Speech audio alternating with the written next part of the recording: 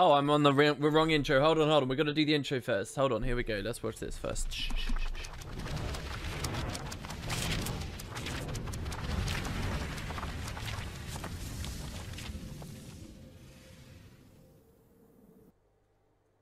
Merciless. Okay, alright. Hello, everybody. Welcome. So, I'm streaming quite a bit earlier today. Mostly because I'm feeling pretty high right now. I'm feeling pretty good. Because the competition video is up. The competition winners have been announced. Everything's public. My crippling anxiety and fear over this whole project can now subside. So, basically, today, what we are going to do during the normal stream slot, which begins 2 hours-ish, 2.5 hours from now, what we're going to do is talk about the competition and do a competition-based stream, essentially. But I'm really at a bit of a loose end right now. I've got to start looking into other things that I want to be doing and pick those up. And so, as a sort of a means of procrastinating from that and just celebrating the fact that a load is off my mind here, I figured I'd just stream for these couple of hours in this block, if you will. I give myself 3 blocks of work each day. So, yeah, we'll just do a little bit of Merciless here. So we'll have the classic stream here, if you will, classic. We only started Merciless right around Christmas, but still, and then we'll bring it down for like 1 second and bring it back up and do a proper themed one on the competition. So, yeah, I figured I'd just do a little bit of a thing here with you all. I'm gonna go get some coffee, and yeah, we'll take it easy, and then we'll get into some of the good stuff. So, hopefully that sounds fun. Hello to everybody who's actually here. Has made it, despite the fact there was no formal announcement. About time, says Captain Sam? There's literally no reason to believe I was about to go live, so I have no idea what you're talking about time. Guybrai, it's good to see you. Nose Blunt, Dosty, hey, how's it going? Mr. Orges, congrats on ending the contest, thanks very much. Hope you feel proud, I do indeed. Dark Sigma, coffee emotes, Turtle Emoji, hello. Alright, so yeah, I will see you guys in just a moment, and if you remember, for a few streams, about 3-4 months ago, we were doing a sort of semi-regular feature where I would read comments from the community at large, not the Wooden Potatoes community, but like Reddit, the official forums, messages I'd seen in game, comments to me on some occasions, but that's not necessarily, you know, the deeper WP community. And I'd give you my responses to them, usually in a little bit of a salty way. Usually I'm talking about it because I think I've got a point to make that stands against some kind of like circle jerk, like, you know, echo chamber fueled nonsense. And it was okay to do, though I felt like it was a bit argumentative and personally argumentative, so I didn't want to do too much of it. However, a couple of streams back, someone said, hey, are you going to do any more of them? And I am in the middle of a spit fight with Reddit. This has got nothing to do with the competition, so I figured I would talk a little bit about that as soon as we got our coffee, and we'll kick the stream off with that, then go into some Merciless. Sounds fun, right, guys? I know it does. I'll see you very soon.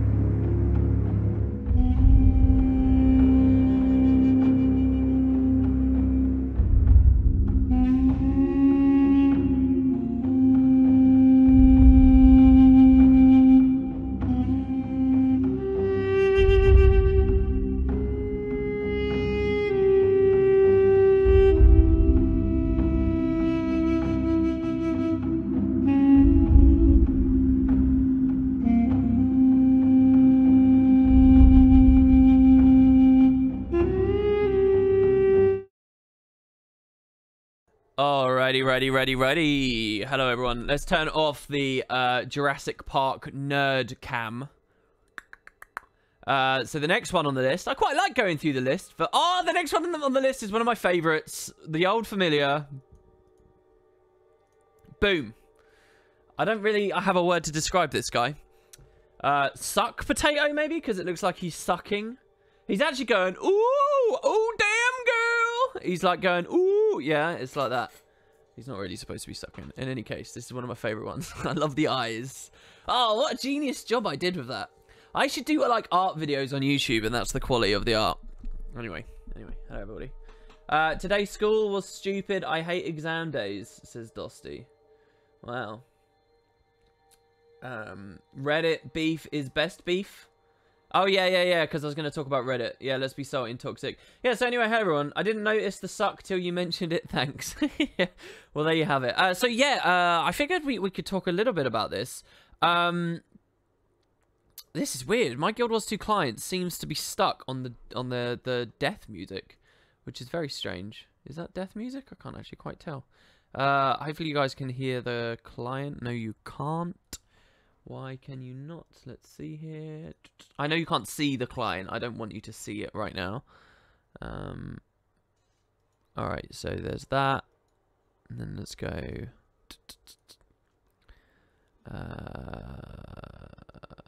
There. You should hear it now. Okay, good. Alright, so I'm going to try and set a thing up here. What we're going to do is duplicate this.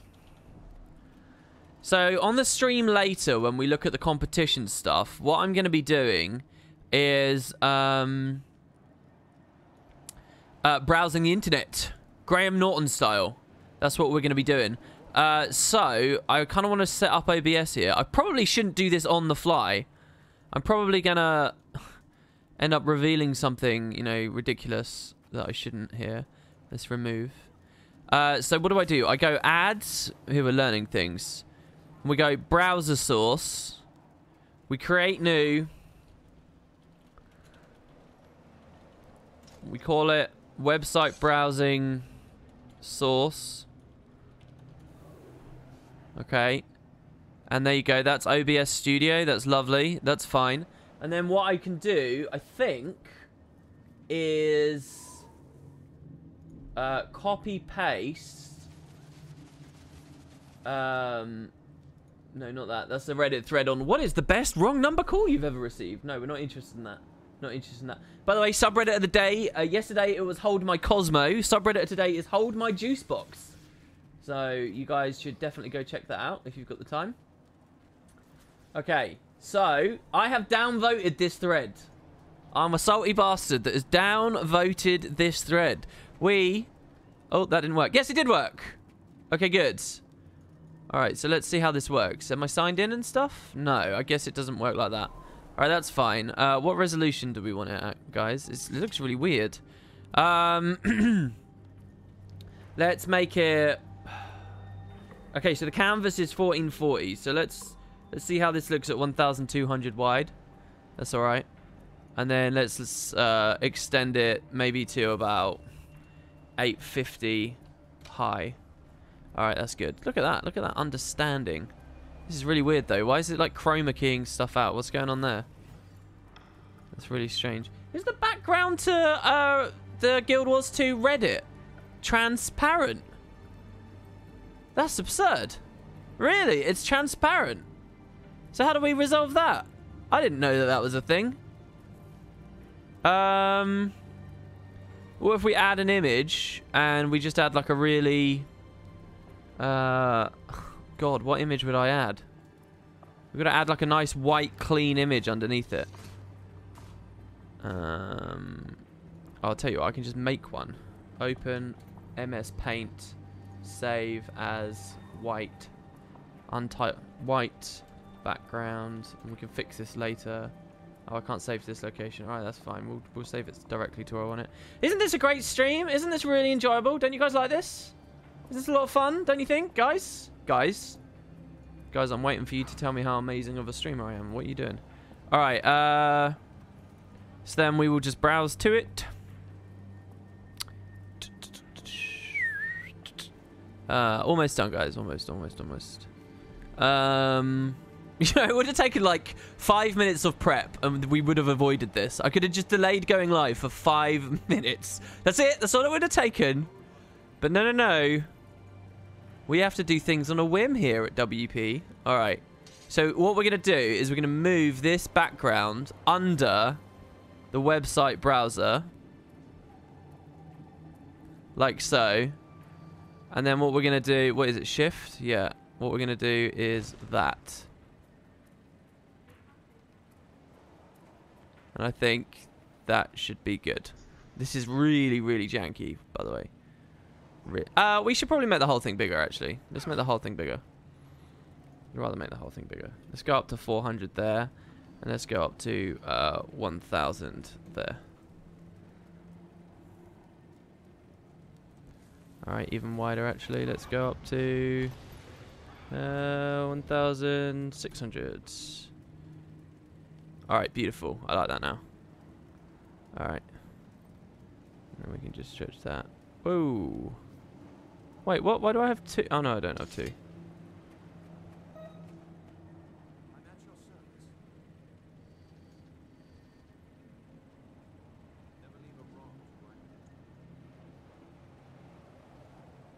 Alright, there we go. Okay, we can finally browse the internet. Jesus, I didn't realize that Reddit had a blacked out background. Okay, let me just check chat that we're okay. Yeah, where's the PvP? I'm actually in the Heart of the Mist lobby right now. Can you hear? You could probably hear that, can't you? I just PvP'd to get rid of my decay because I haven't PvP'd for a few days. So I just did decay and I got really rusty. I got really bad really quickly. Really disappointed me, actually. See Reddit, your transparent backgrounds are visually intrusive. Alright, so we all know where this is going. So here's the little story. This thread, I do not agree with this. It's got amazing amounts of upvotes here. Let's take a little bit of a look here at what we've got. Can I make this bigger? How does this work? How does being streamer work? Can I scroll it? How do I scroll it? How do I... I can open and close that, but how do I scroll? Does page down work? You can't scroll. What? Well, this is just awful then. What the hell? Or is there a is there a hotkey? I don't know. Oh, god damn it. Is it control and scroll? No, it's not control scroll. It's not shift scroll. It's not alt scroll. There is no scroll, I guess. I mean, I can interact with it. I can do stuff. I can, you know, I can click things.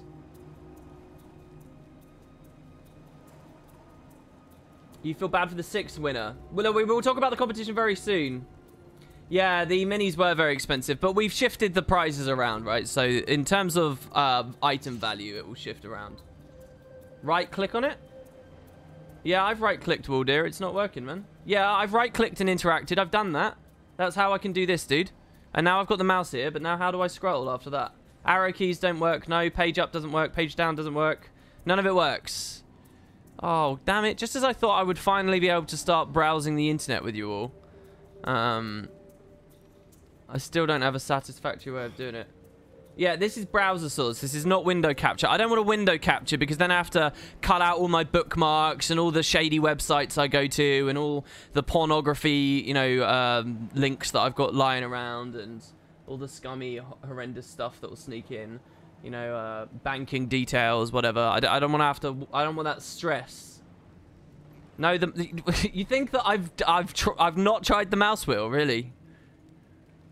What are the odds that I haven't tried the mouse wheel? Let's just think about this for a second here. Website browsing. Show notepad. Hide notepad. Show. Oh wait. No. That's. Oh no, that's not correct. All right. Well, it's not working. I don't think. All right. Anyway, I guess I'll just read it out to you all. I guess I'll just read it to you. Right click and there's an interact option. I know, Mr. Audrez. I've said that like 3 times already. I am interacting. All right, okay, so anyway, look, you'll just have it here. I'll read it to you anyway. You won't see the actual message. Okay, so, ArenaNet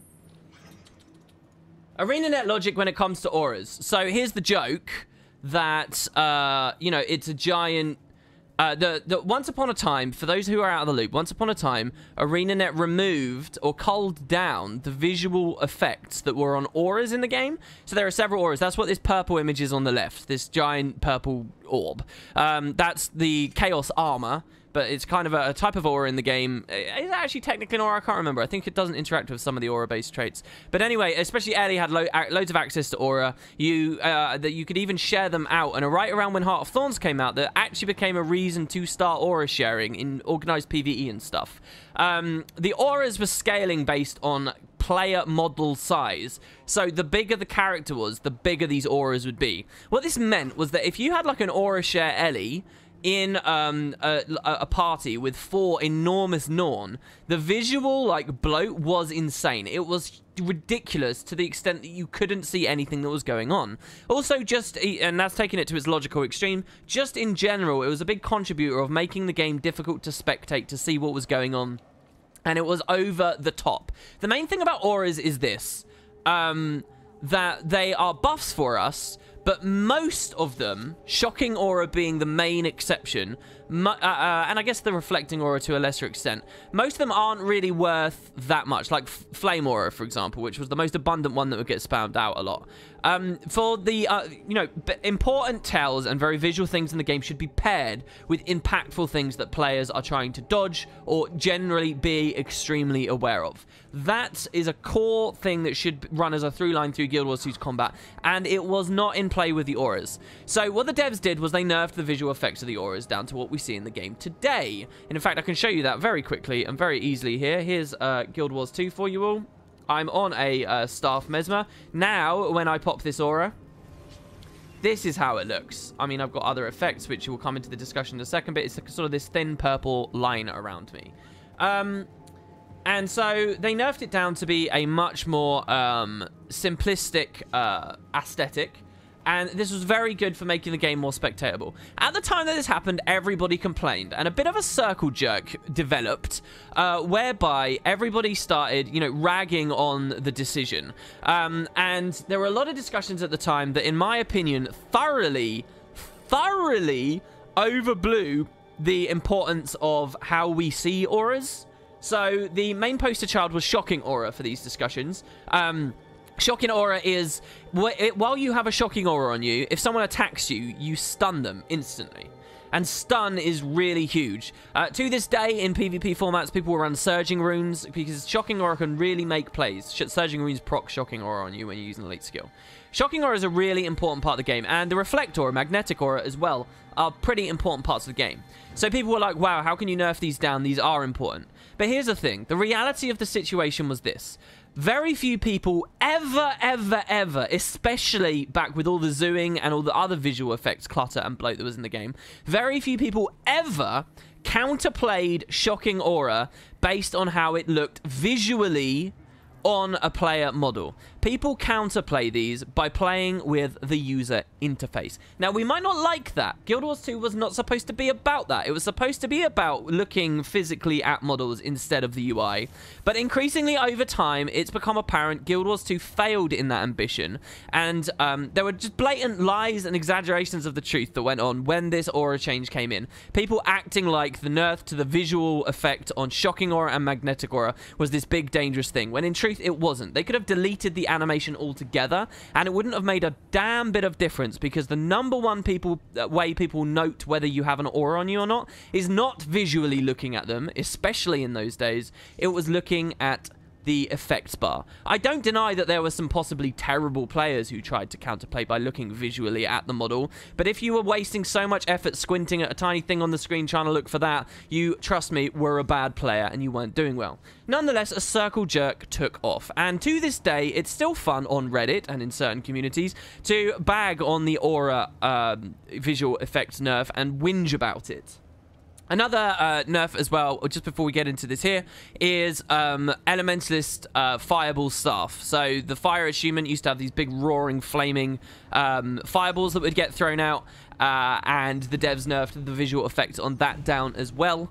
Both of these are changes I agree with. Both of these are things that people have gotten salty about. Both of them, I believe, people try to have substantial, serious justifications for why they're salty on them, but they don't really exist. I think the people who are genuinely salty about this are pretty casual players that care way too much about the aesthetics of certain skills, and they try to take these kind of logistical, good player arguments that never really line up. Fireball being nerfed visually was justified in my opinion as well, because again, it's supposed to be big animations, serious effects that have the prominent animations, and the auto attacks on staff were not it, okay?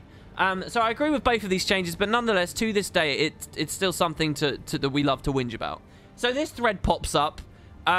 It's quite a lot of upvotes for the state of Guild Wars 2 between Living World releases.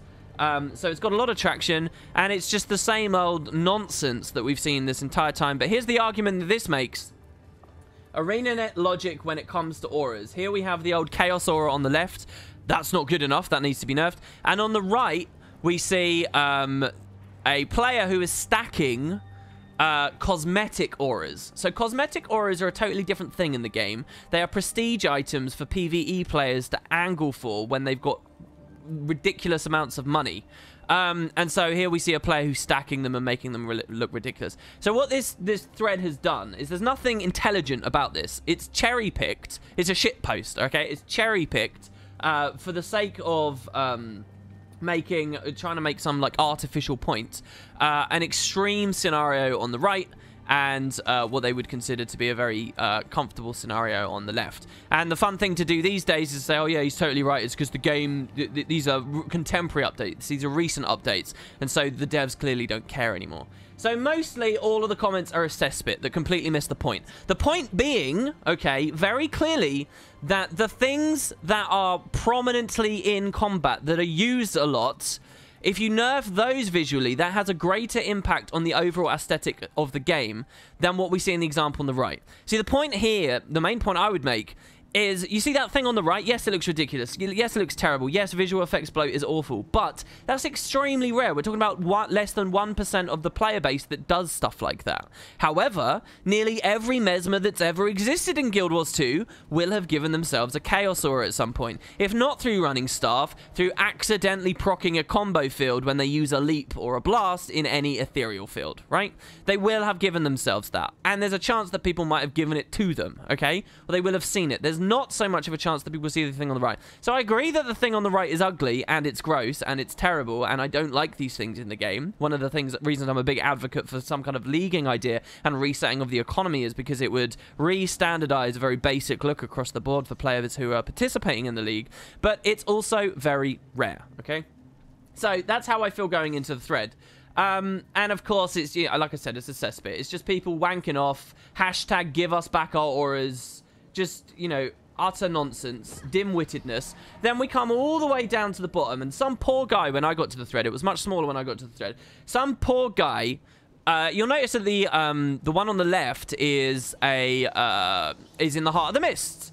And a guy made a perfectly clear, normal comment, and he said, well, hold on, standard enemy models exist, and so, you know, this actually isn't such a big deal. You'd never experience the thing on the right in competitive format. Because remember, the arguments people tried to fall back on is that this is about competitive play, and this is about, you know, being a good player and whatnot. So let's tackle it on that end. A guy simply says, yeah, with standard enemy models, you don't see that anyway. So I don't know what the point you're making is. And that is a facet of this discussion that they were perfectly right to make. They are correct. For World versus World, which by its nature probably thrives best when it's not treated so competitively, but certainly for PvP, TPvP, you have standard enemy models. It's not a big deal. So if you're going to take the argument from there, you're wrong, and the guy in the Reddit thread was right to say that. Mass downvoted. For no reason at all, he's right. And that's all he said. He didn't make some massive post. It was a one-sentence thing. He just said, yeah, standard enemy models. But no, that's too difficult for the Guild Wars 2 community. They don't want to hear that. That takes too much effort to think about. That doesn't go in line with what the OP says. That's not a part of the circle jerk. So let's downvote the hell out of the poor guy. So I sent a response and I said, you've been downvoted, but you're 100% emphatically right. It's a facet of the discussion and you're correct with it. And then I got downvoted for agreeing with him. Just because, and the poor guy now has deleted his I don't know whether he's deleted it himself or a mod has deleted it, but his account's now deleted, his message is gone. So all that's left is me downvoted there saying, no, you're correct. My upvotes are going up. During this rant, they seem to be increasing, which is kind of weird. Who's doing that on the stream? I think anyway. Anyway, so then somebody responds, and again, this isn't me being salty anymore. This is a reasonable discussion. So somebody responds to me after I've been mass downvoted for standing with this dude. He says, standard models do not work outside of World versus World and PvP, and they only affect enemies, so they won't help reduce visual clutter among your own squad. And to this person, I say that's correct, that's true, but the visual clutter on your allies is not as important as visual clutter on your enemies, first of all, if we're going to continue going with the competitive line. Then they say there are a lot of people stacking auras and fusions to show off and or intentional griefing, and they can be a massive annoyance in your squad, in World versus World or raids, or just standing by an NPC to purposely burn your retina. So no, I don't think it's fair to say that this issue is irrelevant because only SPVP is not affected, which I never made that claim in the first place. But again, what you can hear in this person's response that really what this fundamentally comes down to is, I don't like the way this looks. And believe me, I don't like the way it looks either, Bianna and anyone else. I don't like the way it looks either. But you can't make these kind of standpoints and arguments as though it's, you know, a serious issue. It's not a serious issue. It's about, as you call it, burning your retina, which we all know it obviously doesn't burn your retina. It just looks a bit crap, right? So, you know, people need a bit of perspective of this. So my response to this now, my response to Bianna was this. I said, I absolutely understand the issues with visual clutter, and there is too much of it in the game. I said, you are right, Bianna, that it doesn't help with our own squad and party, but the dim-witted perspective from OP that, oh, and again, look on stream here, guys. Basically, what's the OP's argument? It's bad anyway, so let's try not to solve it, right? Let's attack ArenaNet for trying to resolve the issue, just because there's been other auras in the game. By pandering to the circle jerk and attacking the aura update is foolish. The poor OP of this specific comment chain was completely correct to point out that standard enemy models when it comes to the competitive aspects of this discussion, and I will happily stand with them on that note. And then I said, probably the most important aspect of this discussion is that of availability too, which as far as I can tell, by the way, no one in the thread's really getting on. I said bluntly, auras are/were everywhere in combat, and toning them down does a lot more for the game's overall aesthetic than cherry-picking rare cosmetic auras that less than 1% of the player base might have. The aura update, I said, the aura update was very valuable. The Elementalist Fireball auto-attack update was also very valuable, and we need more updates like it. Aura stacking via infusions and some of the extreme effects from the gem store are also bad and also need to go, I said. But they're not mutually exclusive, and the premise of this whole thread is really silly. It's probably a great example of the diminishing quality of actual discussion on this subreddit. So that's what I said. And then Bianna very pleasantly and lovingly said, yeah, I get you. Both issues, spell auras and infusions, are not mutually exclusive, and they are indeed meant to be kept under control. In that sense, I guess OP's picture/comparison might seem silly, but in any case, I would still upvote any thread that promotes awareness towards infusion stacking and visual griefing. So, again, like, I've got no beef with Bianna. I think they made some reasonable points and very civil discussion. But the entire premise of this thread, the way the community talks about this aura update and goes on and on and on about it, it's juvenile. It's ridiculous. So yeah, really frustrated to see that there. Really, really, really frustrated. Like, comments like this. ArenaNet, I won't do the nerd voice. ArenaNet doesn't give a single fuck about visual clutter anymore, but they won't give us back old auras. Why? Because. Look, this is a non-comment. Why? Because. That's like what a 14-year-old would type. And look at him. He's sitting on 178 up. It's insane. It's insane. There's just no baseline of intellect in this. There's nothing. Maybe it's because they do give a single fuck about visual clutter. Maybe. I don't know. Maybe I'm crazy. Maybe. I don't know. Maybe that's just me. So there you go. A little bit of a rant on frustrations with the community there today for you all. A hotly requested feature we have back. I'll probably regret this in a couple of hours. All right, so let's see what we got here. Let's see what everybody's saying. Dumac says, is this really that important? No, it's not. That's the thing. Well, I think it is important, actually. I do think it's important. I do dislike the way that Guild Wars 2 looks and feels with its visual effects and stuff. And I'll tell you what as well, if there's any stronger argument for disliking visual aura stacking and all of that, if there is any stronger argument, if you really want to appeal on a sort of a more intellectual level, you can argue that it's not really what the franchise stood for at its inception and never claimed to change. Like, if you look at Guild Wars 1 and its styles and the way that its loot and things worked, it was never like this. ridiculous. But, you know, a counter-argument to that side of things is actually towards Eye of the North, they did start bloating things. Stuff like the Chaos Gloves came in, and maybe if Guild Wars 1 had continued being developed to this day for so long, it would have started having really ridiculous skins and things in it, and the devs would have caved, as they have with Guild Wars 2, I suppose. You can make that argument. The other side is maybe, okay, well, but maybe Eye of the North only had that ridiculous stuff because they knew it was just a waypoint on the way to Guild Wars 2. So there's stuff you can talk... That's discussion. That's what the thread should have. Not just this, like, inane, like, ridiculousness. Why is the Norn green? I'm not actually sure. He's probably using, like, a Hylic hue or something. I'm not sure. Why try to talk to WP in chat here? If you heard what he said recently, you wouldn't bother. What's this? Sorry? I'm scrolled quite far up. I obviously missed comments in chat while I was doing a bit of a discussion there. I love you at WP, but serious, look at chat. It's not that active. SRS? Sorry, what's this? Yeah, exotics do serve you through the game. Okay, guys, if I missed a comment, just retype it. Oh, it's someone's just saying, oh, I can't keep up with chat. That's because I'm... What do you want from me? You want me... This is... I was talking about this yesterday on stream. This is what I don't like about Twitch. If I want to do a discussion, if I want to do a piece, if I want to sit aside for a second and talk about something, I should be at the liberty to do that without having to immediately pander and constantly stop and interrupt myself every 2 seconds because another message comes in. I don't understand that. I don't know what it is people think quality content is, but to me, that's not quality content. Can you imagine any kind of radio show where they just have to stop talking every second because a listener decided to chime in? I don't know. I mean, we try to keep a conversational tone, but this is not a conversation. It's a stream, right? It's a stream. Even if it was a conversation, how do you think a conversation with hundreds of people would go? It's not, you know, I don't know what your expectations are. How dare they downvote? I'm not upset about the downvotes. I was never really upset about the downvotes. I've fully understood that it was against the narrative.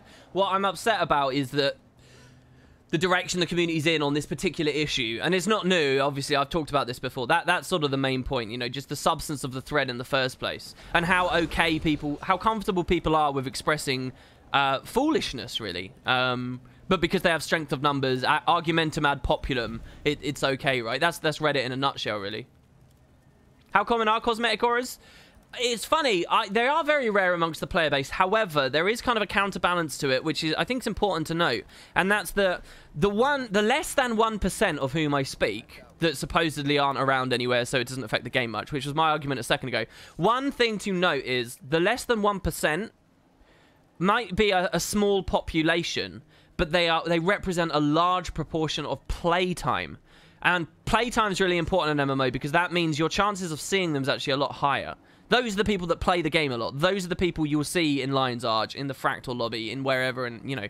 So there is a bit of a counterbalance of play there. Even if there's a very small population of people who do this, they are also some of the ones your highest chance to see. So that is important. And as the Guild Wars 2 community shrinks, that would become more pronounced as well. Props to the competition. Thank you very much, The Warrior. I want to talk more about the competition when the official stream is in like an hour or so, an hour and a half. How do we know it wasn't a teenager who made the comment? It could have been. I mean, that's a bit rude of me, really, to say, oh, just because you're 14, you don't have anything intelligent to say. But, yeah. I love it when you rant against window-licking, mouth-breathing sub-intellectuals. No sarcasm here. Rav, that is the most gross thing I've ever heard you say in my life. Dude, you should take that back. That's unbelievable. That is so nasty of you. And I would be embarrassed to have typed that, Rav. That's like I am very smart levels. I would love to read your comment there, Rav, out in the nerd voice. Because that is totally nerd voice bait there. Rav. A shame. You should be ashamed. I love how WP cares more about being salty than input. Oh, it's just you. You're joking. Okay, good. You are joking. Good morning, SVK1551. A discussion implies multiple parties. A rant implies you're the only one talking. No, that's not all a rant is to me. I think you can have a discussion presented from a solo person. Obviously, you can. You can discuss issues. It just means, you know, trying to do a deep dive in a topic and presenting opposing viewpoints. That's all. I think you're thinking, no, even an argument. No, I don't think that's right. I think the idea of a rant, there's like a suggestion of narrow-mindedness, off-the-cuffness, and I think that's included too, but you can have a ranting discussion, probably. Well, maybe not. I don't know. I'm perfectly fine with the rants. It's important to see what's on your mind. Well, yeah, it's only on my mind because literally this happened like last night. It's okay. He was just agreeing with you on the first chat. Oh, I see. WP needs a mate to sit with him during streams just to watch chat and let him know if something comes out. But what's come out? What crazy thing have I missed here? I don't think I've missed anything. And look, we're catching up. We just got to go through. Did you see my comment in the latest vid? It's fine if you didn't. I don't mind. I was curious. Sorry if I got a little sulk because you're ignoring chat. So, Cobbits, is your name on the video as well? I might have seen it. I've read everything until I kicked the stream off. Haha, do it, says Flag. He's not ashamed. That's one of our mods, guys. That's one of our mods who's just called other people sub-intellectuals, guys. What do we think of this? I mean, I brought Rav on specifically to slam the banhammer down. So, you know, maybe this is the kind of enforcer we need. This is what we need representing the spuds. The spectators. The spuddies. Yeah, Mr. Odres is right. If I do miss a comment of yours, just copy-paste it, man. Just copy-paste it. No one in chat is going to be upset, and I'm not going to be upset. Read it in the nerd voice. I'm not implying that I'm smarter or holier than thou. I just have common sense. Oh, it's like reading a mirror. If you think a discussion only implies one person's view, I think you're mistaken, but that's my perspective. Yeah, and I don't think I just gave my view. I think I gave a variety. Any news on mirror mode for Guild Wars 2 Hook? Great question, man. No, I'm still waiting on Gremba, who I hope is just as enthusiastic about it as me. But remember, I have no talent, so it's sort of, I'm reliant on people with talent. Gremba hasn't responded to me for a while. I hope that becomes a thing. I would really love to play the mirror with you all. I really would. I think it'd be amazing. The bro-tatoes. That would be good if I was sort of bro-duty in any way at all, which I'm not, so. If common sense was so common, it wouldn't be so valuable. Oh. The comment about having a mate wasn't because you missed something. It's just because everyone was complaining about you ignoring the chat. I think it was one person and they were sort of being a bit jokey about it. So we don't have to worry. Revenant should have been an edgelord from the quote bot there. There you go. All right, so I'm caught up. Waiting on making a new character to experience the game with it. That's very cool, Guybray. I'm really hot. Hold on. Let me strip off some layers here. Oh, can you remind me the name of that Guild Wars 2 helper app you mentioned the other day? You're probably thinking of Taco? I think probably Guild Wars Taco. Somebody was talking about branching it and forking it and doing some development or something, I think. I believe on YouTube, I'm Co-Paxson. I was asking about animation looks.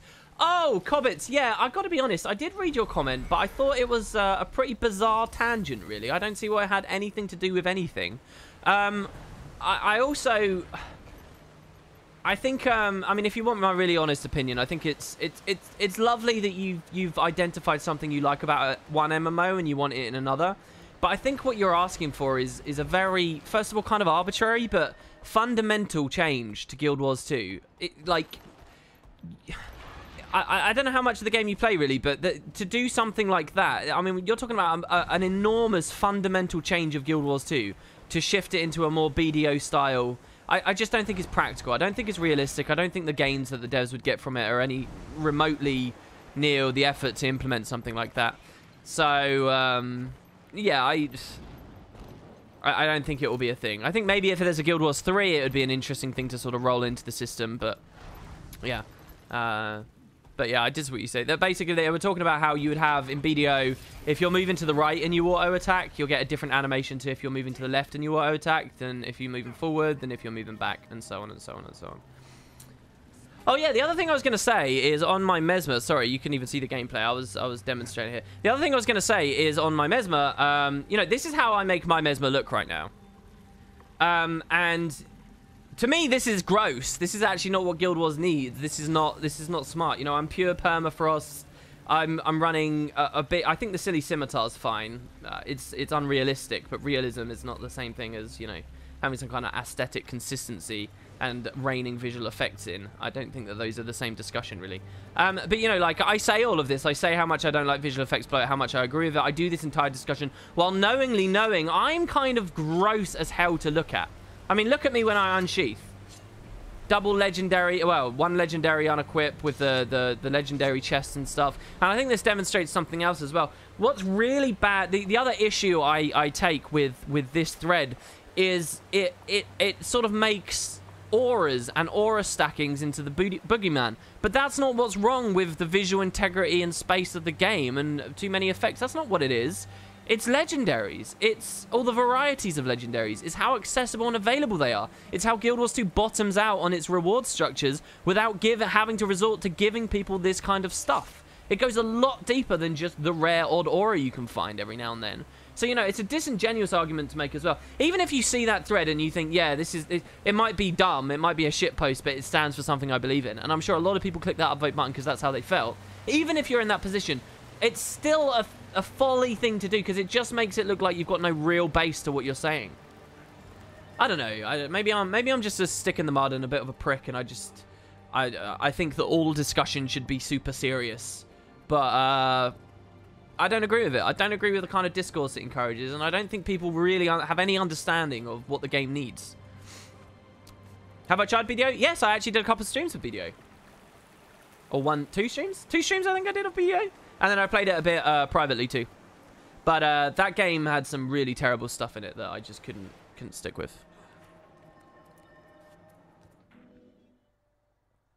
Speaking of BDO, it's funny how playing it makes me realize I dislike a couple of parts of Guild Wars 2 that I never realized. That's an interesting comment, Tipsy Seraph, because most people go the opposite viewpoint, which is playing other MMOs makes them remember all the stuff they like about Guild Wars 2. So I kind of like your comment because it's a bit different. What is it that you discovered you don't like about Guild Wars 2 after having played Black Desert Online? What is it? For me, there were certainly situations like that. For me, it helped me rediscover my lust and love for a fully open, non-loading screen locked world where waypointing and travel was like handled very differently. A kind of a more immersive view of the world. It helped me rediscover certain things like that that I pang for and I lust for because I've not had a really solid MMO experience that provides that for years and years and years and years. Not since I played Perfect World Online or International back in probably like 2006 or something. Yeah, you love the inventory system in Guild Wars 2 after playing BDO? Certainly. I think that's fair. True, it was a bizarre tangent. I was just curious about your perspective. I agree fundamentally different and would change everything. It's pretty unrealistic, which is why I'd ask someone who is as influential as you of your perspective. Wait, what do you mean influential as me? Are you suggesting you think I'm influential so I can make the change happen even though it's... I mean, dude, I literally can't force stuff into the game. I cannot, not even remotely. All I can do is espouse viewpoints that the community agrees with, and that might be a platform for the devs to see, and, you know, that might give them some inspiration or ideas or understanding of what the community wants. But at the end of the day, if the community is against me, I can't do anything. And I think the community would be against me on something like that, mostly because I don't believe in it myself, really. But, you know, like this aura thing, it's not about me. It's about me as a conduit for allowing the community to express themselves. That's what it is. And it's nothing more, really. I'm about as useful as another subsection being added to the forums. That's about as useful as I am. The only way my feedback is a little bit better has got nothing to do with my audience size, but it's to do with the transparency of where I came from. So, if you're a developer looking for feedback on your video game, we're playing Merciless here, obviously. If you're a developer looking for feedback on your video game, and you go to the forums and you say, hey guys, what do you think of this balance or this balance? You're going to get a ton of people posting, but what do you actually have to understand who those people are? Nothing, really. You get their post history, which could reveal, you know, extreme salt or whatever. You can see maybe their playtime because they're connected in Guild Wars' case, which is nice. But that's about it, really. You know, an avatar, a forum name, and that's it. For me, if I'm ever giving feedback, a developer listening to my feedback might value it a little bit more. But again, not because it's, you know, I've got thousands of people that watch me and blah, blah, blah. It's because they know where I come from. They know this is a guy who's been in the franchise for 11 years. He's got 10,000 hours in the second game. He's got 7,000 hours in the first game. He's been following us. We've done, you know, they know my history. So then they can understandably say, all right, and that is the perspective we know that this player has. We know that after 10,000 hours, our players have a potential to start longing for a Corteria revamp or whatever. But that doesn't mean that they then go and listen to it. In a lot of ways, my own experience and the transparency of where I'm coming from discredits me. Because I'm like such an extreme edge case scenario that, you know, why should they listen to me, really? I can pretend to know what the masses would like. I can pretend to, or I can, you know, try to logically think about what the masses would like. I can try to logically offer my criticisms here, there, and everywhere. But at the end of the day, they are grounded and biased from a person with my experience. And I could be talking out of my ass. So, you know, that's what makes my feedback more important, because they can more knowingly appreciate when to discredit it completely, or maybe there might be a little kernel or something in there. That's the only difference between me and, you know, a forum post. That's the only difference. Outside of, you know, if the community all rallies around something, then they know there's clearly something going on. So, yeah. I don't know why I'm talking about that so much. I love the shadows of the gates here. How cool is that? They did a lot of really good shadow play in some areas of Core. I haven't really seen much of that in either expansion. Hey, Killchain. You miss enjoying Guild Wars 2? Tad off WoW? Playing League? But ranked is infuriating. What was that horn noise? That's insane. I don't know whether I told you, KC, but your competition entry blew my mind, because I was scrolling through and I just suddenly, in the early days, I was scrolling through and I saw this one video with like this huge viewer base. This was when most competition entries had like 50 views and nothing else. And yours had like thousands and thousands. And I was like, wow, who's this on the scene? And then I saw it was from Killchain. Or Xanthrax, I can't remember which it was, but I knew it was you. And I was like, what? And then I realized, oh, this is that old video that I've seen years ago. I'll be back soon. I need to get out of bed and make my way to the coffee shop where I typically watch these. Really, Dark Sigma? Well, he probably can't hear me now. He's probably gone, isn't he? BDO essentially spoiled me. All right, let's hear it. The combat system is so close to a solid fighting game. Not a fighting game fan, but these games focus on combat. That I can't play any other MMO. It's a bit daunting. I think Guild Wars 2 is very fighting game-ish, with the number of skills and binds you have available to you at all times, nearly. I think it's got a lot of that. What do you... But yeah, I can see why BDO you'd think is even more, because of the combo-based combat and stuff, definitely. What do you think that crafting Trailblazers, Minstrels, and Harriers gear is much, much, much more pricey than to get from Fractals, Raids, PvP, World vs. World? I think it's a sign that the crafting system is very disorganized, and gearing is very disorganized in this game. And it's sort of a representation of a very deep issue that's going to take a lot of work. If you're interested in more thoughts on my topic, or more of my thoughts on that topic, you might want to look at yesterday's stream, where I was I mean, people in the chat were as well. We're talking a little bit about, practically speaking, how challenging it would be to do a good cooking 500 and dueling 500, both of which kind of struggle for different reasons in Guild Wars 2 as its infrastructure is currently set up, which is a shame, because they could be fertile ground for further development, expansion sales and stuff. Guild Wars 2 similar, except that directional input means nothing. That means a lot. I don't know whether that's true though. Directional input does mean something. It depends on what you're using. Obviously not with something like confusing images, but oh, I think I know what you mean. You mean in like a very classic sort of fighting game sense, right?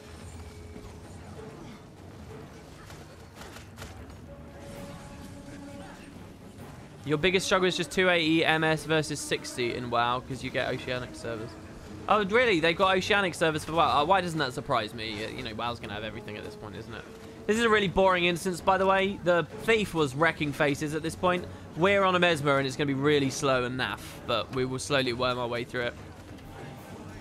Did you ring the competition so that I win like I asked? Oh, Boots, you tweeted me, didn't you? Oh, come on. No, don't do this to me. I'm such a bad friend. Hold on. Let me see your tweet. I was going to respond to you, and then I totally forgot about 2 days ago, and it's still just waiting there. What did you say? Duo endurance buffer and a mirage. Yeah. Do you know what? Do you want to come on stream? We could do that on stream. I could can Merciless for now. We could try that on stream. We could get people in right here, right now. We did a weird thing in AC yesterday. I'm sure people would love to try the idea, and we could see where we could test it. If you want, I can get you in on Skype. Or are you busy? I've been a terrible friend from years. No, come on, man. Come on, I'm all right. I'm a pretty terrible friend. I'm a pretty bad friend.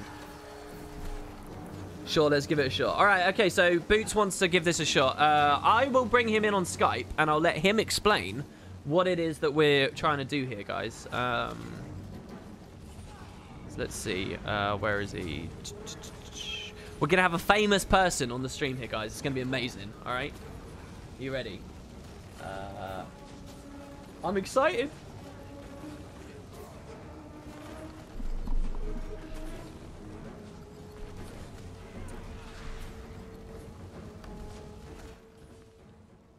Oh, he's not online. He's jilted us at the altar. He's jilted us at the altar. He's not here. He's not here. It's all over. Sorry again for copy-paste chat. Give me an example of move where direction input means something. I'm not sure. Oh, no, what I mean is that WASD has a lot of meaning. It depends what you play. If you just do PvE, then obviously it's, you know, it's limited what they can do. But, I mean, in raiding, obviously your positioning is important. But in PvP, you get countless situations where, you know, precisely how you angle some kind of projectile or something is, you know, paramount to whether you win or not. It is in the game. It just depends on what level you play and on what format you play. Hello, Boots. How's it going? Oh, we can't hear him. Can we? Can we hear him? Can people hear Boots? Boots, can you speak?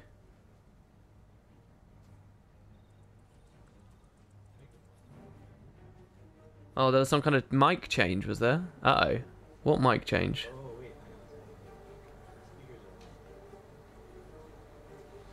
The mic suddenly changed? There we go, we got it. Is the change that I've got to be quiet? I don't know whether I'm sound like a robot right now. No, to you, but I think we can hear him, but he's very low. Yeah, you are. You're extremely quiet, dude. Let me see if I can turn you up.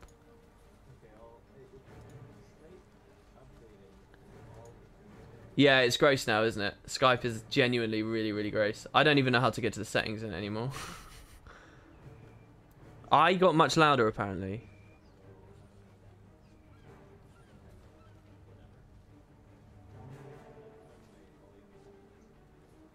Yeah, just keep cranking it up. You're really quiet. I don't know whether I can be loud or quiet right now. I don't know what's going on. Yeah, but in chat, people are saying they know what I sound like IRL now. That's, like, scary. I'm in the middle of a merciless run, just fucking about with Skype with A-bombs charging me. This is not good. Alright, I'm just going to let the vigil clear the entire beach. I'm just going to come over here and hide. I'm going to hide with Almora, who's been a wimp over here as well. Alright. WP became a bit louder and Boots became really quiet. That's fine. If I can find the settings, I can maybe turn you up on my end, but I don't know where they are anymore. Where does Skype settings appear anymore? Oh, here we go. Here's a... No, that's my volume. WP became a bit louder, so if that's just the speaker. Oh, here you go. Application settings. I found it. Oh, it's gross. It's like they think I'm on a mobile phone. Why? Alright. Audio. Oh my lord, what the hell is going on now? Skype just totally crashed and became a white screen for me. Can you still hear me? Alright, that doesn't count. To anyone who saw that, I was clicking Skype and it alt-tabbed me. That doesn't count. That does not invalidate the run. I'm not even playing this character right now. That does not do anything. I'm not even in combat. I think Skype fully crashed and I can't even hear Boots anymore. Let's do Discord. Let's do Discord, Boots. Boots, I'm gonna find you in Discord, okay? Because Skype sucks now. That is not a failed run, guys. BS. That's not a failed run. No. Alright, here we go. Let's grab him here. Let's bring him in Discord. It's not a rip run. Reset, read the rules.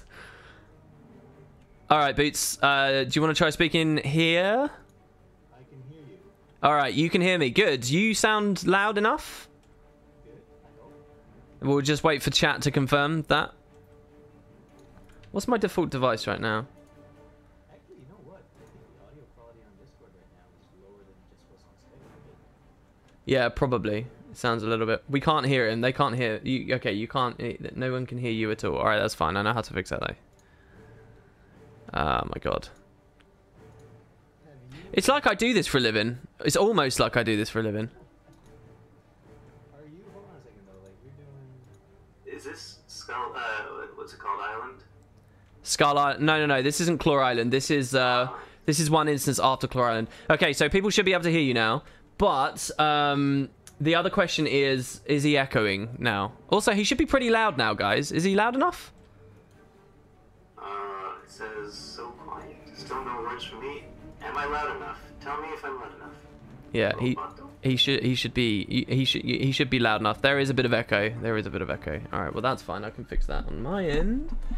Do it.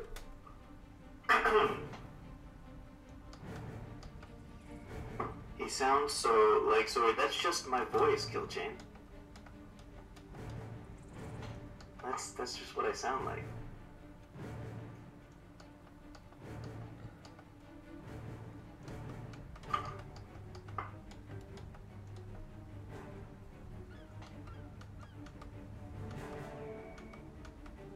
Yes, who's that? We have a problem.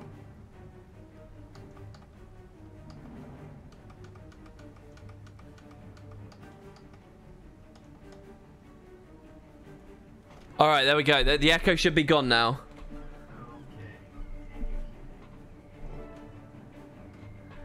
Okay.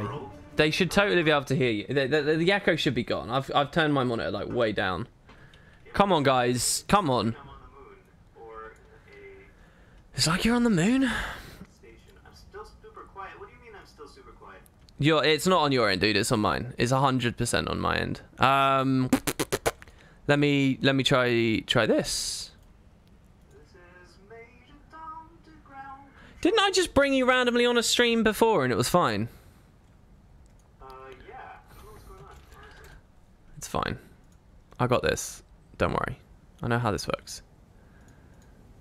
You Alright, speak. There you made go. the grade. There you go. All right, you're really loud now. They really, you would have blown their ears off. I can tell that would have blown their ears off.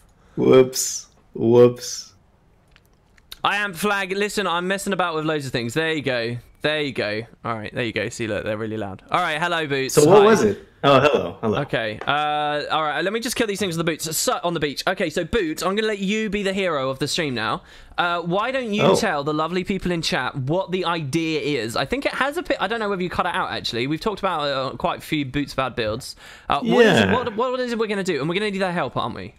Yes. So Mesmer has a new elite spec called the Mairaji.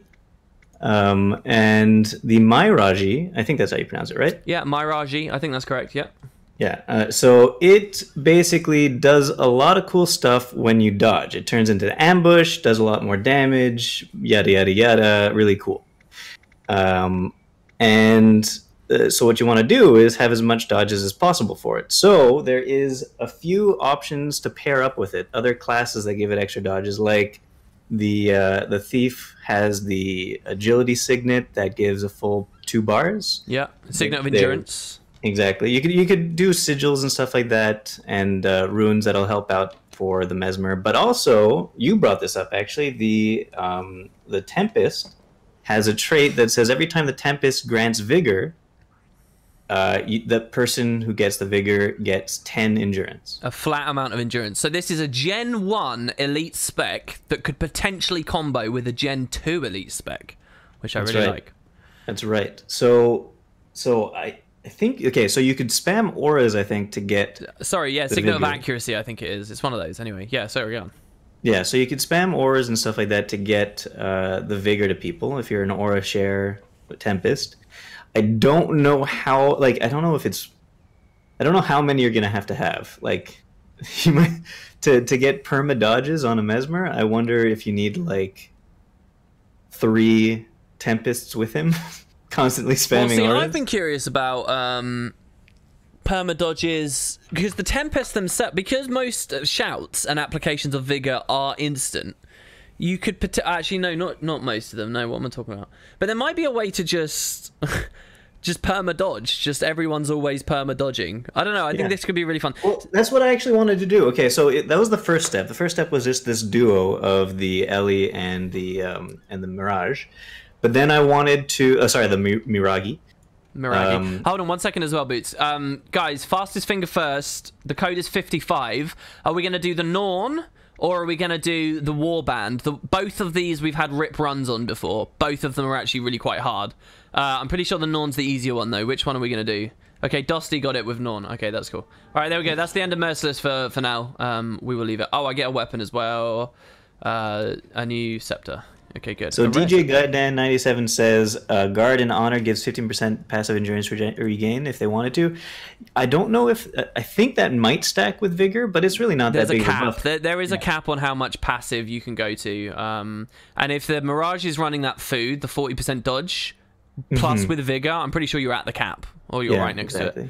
So yeah. So what you could like I think the perfect 5-man comp for this, if it wasn't like 2 Mirage and 3 Elementalists, you could run the Tempest, 1 Mirage, 1 Warrior, like Strength line Warrior with the Endurance gain on Might gain, and he'll run, what's it called, To the Limit, which gives 50 Endurance to all of your friends. The heal skill? Yep, the heal, yeah. Yeah, and then what's it called? Daredevil Thief to do a lot of dodges that way, and with that Signet I'm not too sure about the Signet. Yeah, I think the Signet could be cool.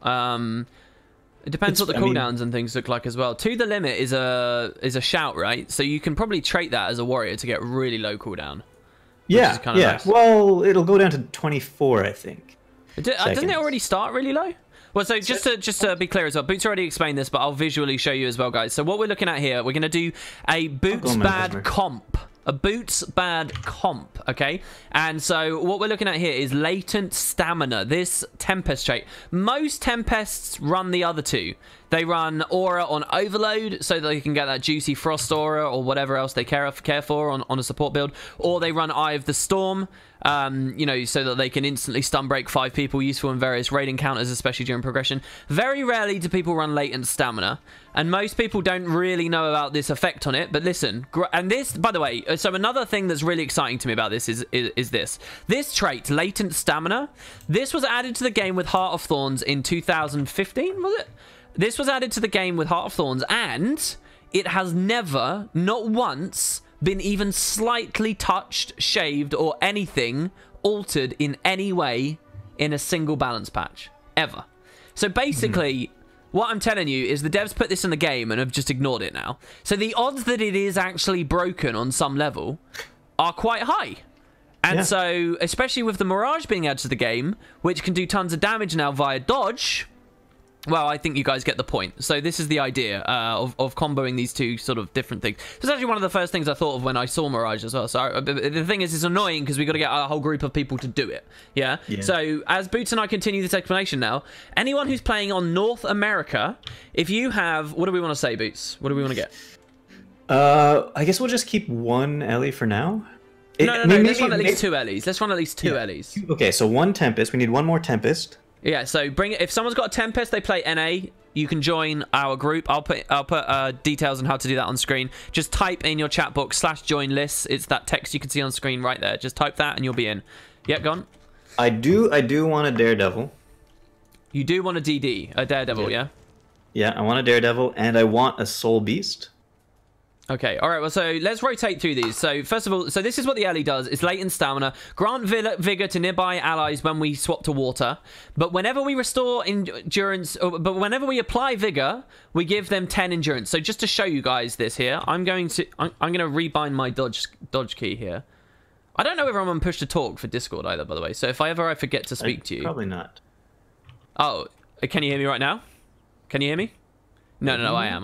You can't hear me. Okay. All right, so here I will show you guys what I'm talking about. All right, so whenever we apply vigor, we give flat endurance. Now, if we have a look up at I'm on my way. Sorry, if we look here at the master tier, whenever we grant an aura, we also grant vigor. So anything that gives an aura, gives vigor, gives flat endurance. So take a very close look at my endurance bar here. I'll put larger UI back on. I turned that off the other day. Okay, take a very close look at my endurance bar. We're going to drain all of our endurance. It's going to be passively filling up. When I pop this, we're going to get vigor, which will increase the speed that it speeds up. But also watch, the second the vigor goes on, you see we get a flat pulse.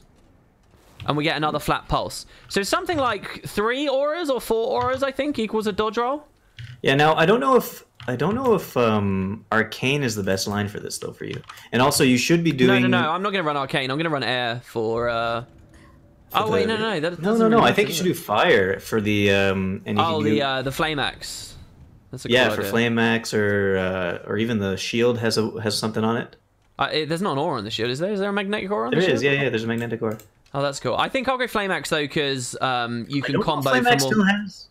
Pardon? Oh, no, I don't know if it has a leap on anymore. I think it just has a field. Oh, did they take the leap off of the 5? No, the 5's still a leap. It's still a leap. Really? Yeah.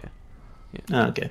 This is what I use for might stacking with the aura trait. So what we're going to do on the Tempest build is going to be something like this, guys. Latent Stamina, Invigorating Torrent. So that's the main combo right there. What else do we want? I guess Elemental Bastion, because why not? Arcane for... What exactly? Yeah, I think that's not arcane. That what you got there for Tempest is good. What you got, but you need water, the middle one for your Grandmaster. Oh, powerful auras. Actually, that doesn't matter. It's just... Yeah, you got to share the auras. Oh, yeah, because it won't proc through Invigorating Torrent. Well, these baseline share. You got to remember that, right? And because we're not running this, that doesn't matter. Well, your leap finishers don't baseline share. Yeah, and neither do the weapon skill ones. So this is right. You're correct. But that's what tripped me up, because some of them are baseline. And also, I didn't know whether this was... There was a good chance this could... With the way that Tempest is structured, this could have just been whenever you gain an aura to yourself... grant it around you. I have a very important question. The ones that are baseline sharing, if you put the sharing on it, since you give aura to yourself and other people... No, it doesn't double. It doesn't double. Are you Because I sure? wondered that with a heal, yeah, because the double heal would have been really I don't know. Let's give it a shot. I'm going to dodge doesn't twice. work. Well, I'm going to dodge twice. Just use an aura. Oh, I gained a lot. Yeah, you do gain a lot, but you're not getting double auras, dude. You're not getting double auras. Trust me. Well, I think the time doesn't stack. I don't think. No, it doesn't. You're right. The time doesn't stack, but you would get the double heal, and you don't get double heal from those. Okay, all right. You don't get double heal. So anyway, so yeah, we'll run powerful aura. I guess cantrips grant. No, that's irrelevant. That's utterly irrelevant. I'm gonna pretend I didn't say that. So Water skills reduce recharge, so we can run dagger offhand, and there's another aura on there. Yeah. In water. Soothing Ice is another aura. And then up in fire, you guys might be wondering why fire. Well, it's because they added one with... you got one with fire here, which is whenever we grant auras, we grant might, which is just kind of nice and synergistic. But down here, you got Conjurer. This is... Since they changed Conjurers to no longer have ammo and stuff, this came in, right? So whenever we pick up a Conjure... And whenever I pick up one, too. We gain a fire shield. Ideally, I should pick them up, though, because I can share them and heal from them, right? So here, by summoning this, I have a fire aura. And if you watch Boots here, guys, in the background, when I pick up this axe, he gains aura, might, vigor, and all the dodges and stuff. So we just dodge, and then we're running flame axe because it's got a quick leap on a 12-second cooldown. Yeah. And just there is something lost, though, for you in that you're going to be spending half your time putting down and picking up conjured weapons. It is a bit annoying. The other option is just to run Aftershock, which is an aura, just all on I its think own. that might be the better idea, actually. Or there might be, if we're running with Mirages, if they have like fields down, we can blast in the fields. Ooh, at the real fields. With like Arcane Wave or something, which now has double ammo. Chaos Armor counts as an aura, right? I don't know. I literally asked myself that question earlier on the stream when I was ranting. Okay, hold on. I'm going to do that. I'm going to put down an ethereal field. Dosty's asking why you do double auras. The reason for that would be because Feel the Burn always shares to an ally, yeah? So when I proc this, I'm going to put an aura on myself and Boots. I'll show you.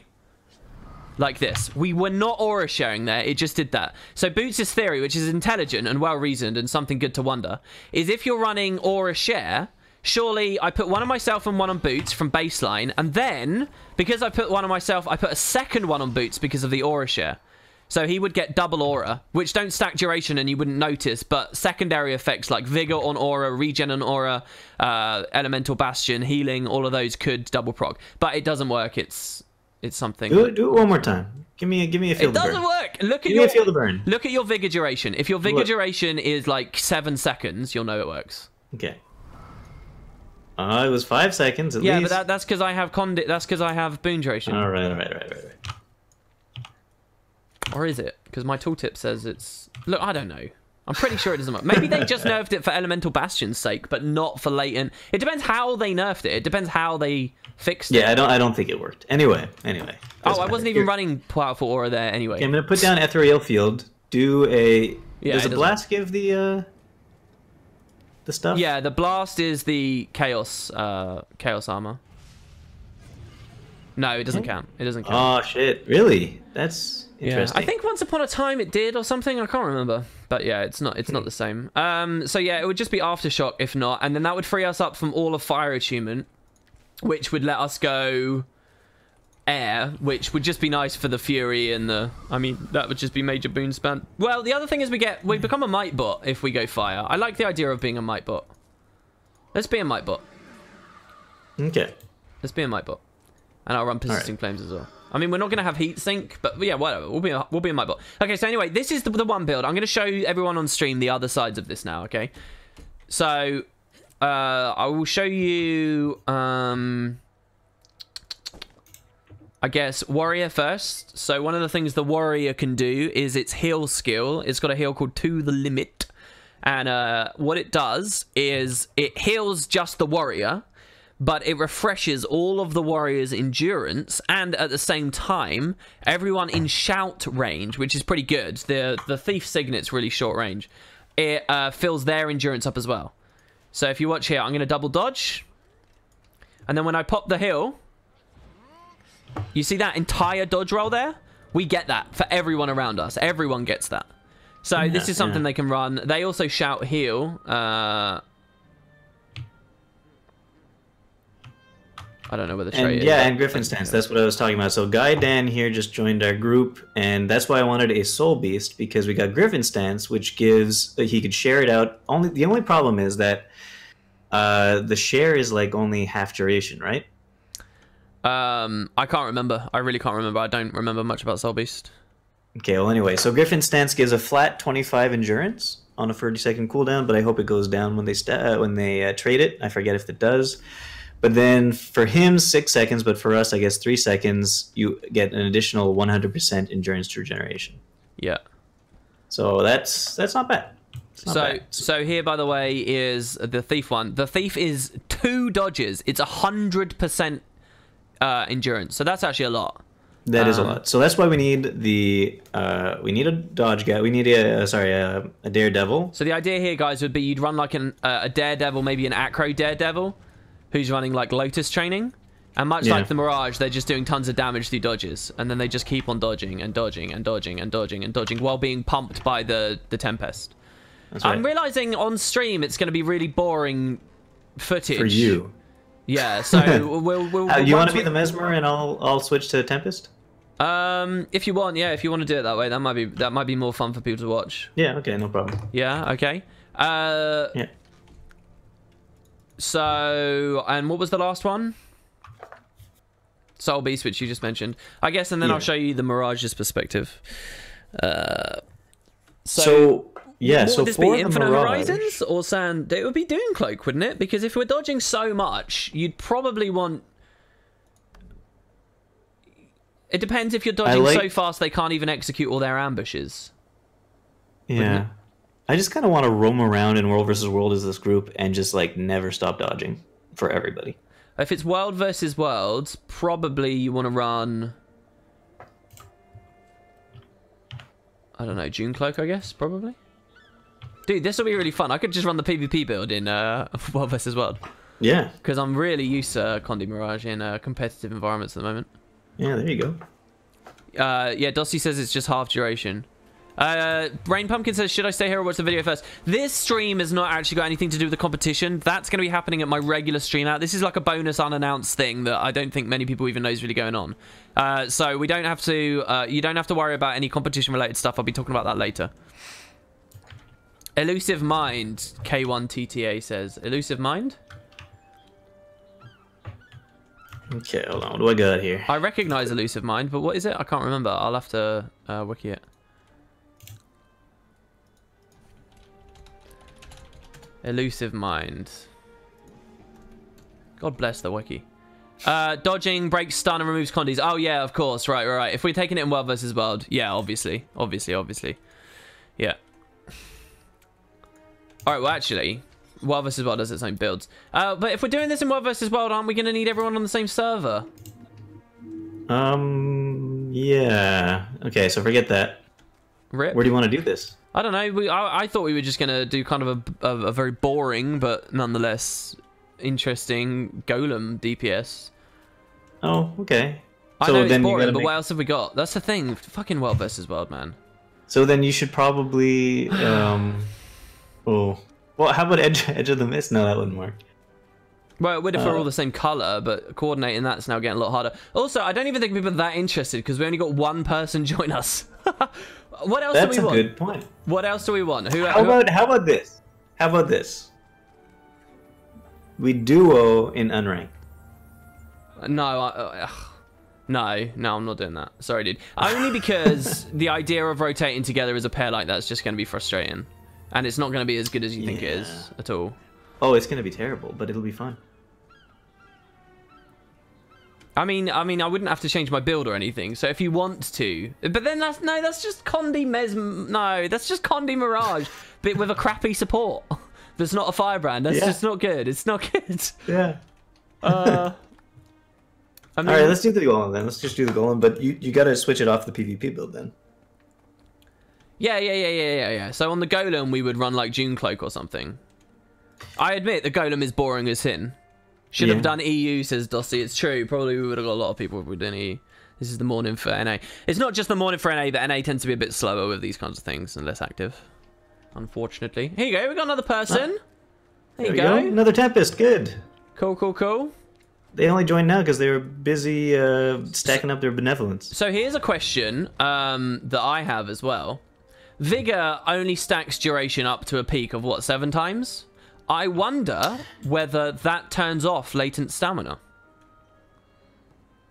No. It probably replaces the original stack. No, it doesn't, does it? It doesn't work that way. They don't apply. They don't the duration doesn't if there's 7 I don't know what the number is. I think it's 7. If there's 7 individual sources of vigor or regen or immob or whatever, the new ones that are incoming, no matter the duration, so what you're saying is you need 0 boon duration for this as a Tempest?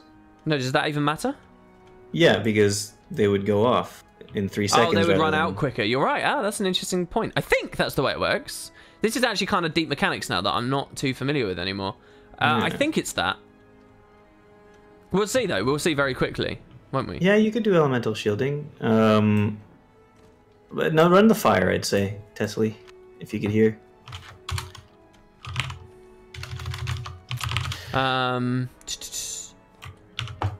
Yeah, elemental shielding's nice. In fractals and stuff, I'd obviously run that. I'd run the protection instead of the might, because other people will provide the might. Yeah. The newest boon replaces the lowest duration active boon. Yes, when you're still below the cap. But, like, it's the same with a mob, right? Like, I think the number's even lower for a mob. If loads of separate packets of a mob go on, you just can't... They don't apply anymore until one of the stacks is removed. Can I finish my stance on Vigor? I'm sorry, what do you mean? Finish my stance on Vigor? What do you mean, my opinions about Vigor? Did I even start telling my opinion on Vigor? No, he might be talking about Griffin stance. Oh, yeah.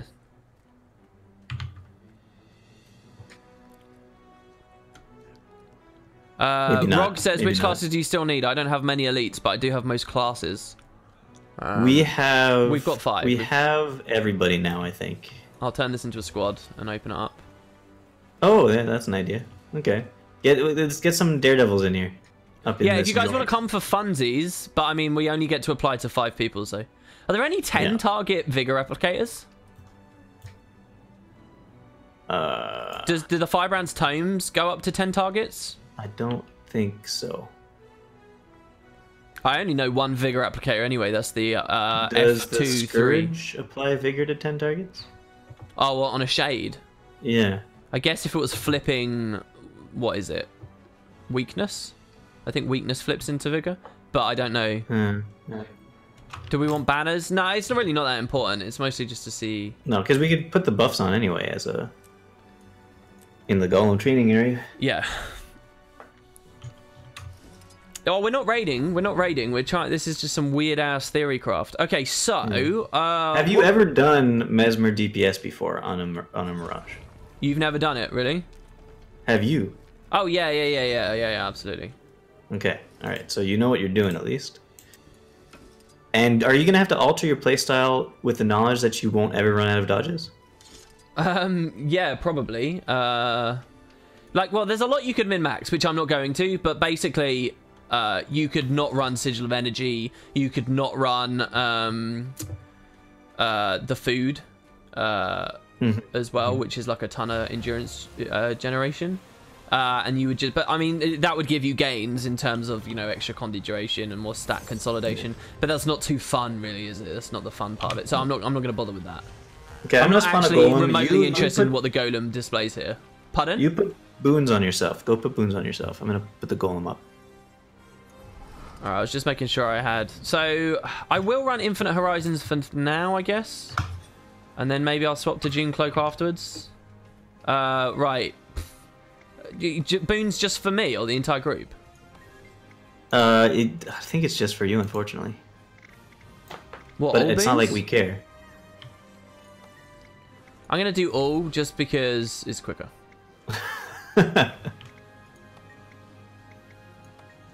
Should I do all profession-specific enhancements as well? Oh, yeah, of course. Alright, fine. This is so, like, nonsense. This bar is so big now that they've added the extra boons in there. Alright, medium golem, are we ready? I think we're ready. Alright, so I'm just gonna... well, hold on, let me... Yeah, whatever. Wait, food. Here you go. So 40% endurance. So what we got, guys, is 40% endurance generation from this. We get whatever it is from vigor. We've got a sigil of energy as well. I'm pure vipers. What else? I mean, it's probably at this rate you wouldn't need to run mirage mirror. No. Maybe 10-second in. I'm trying to think of when the best time to do the and.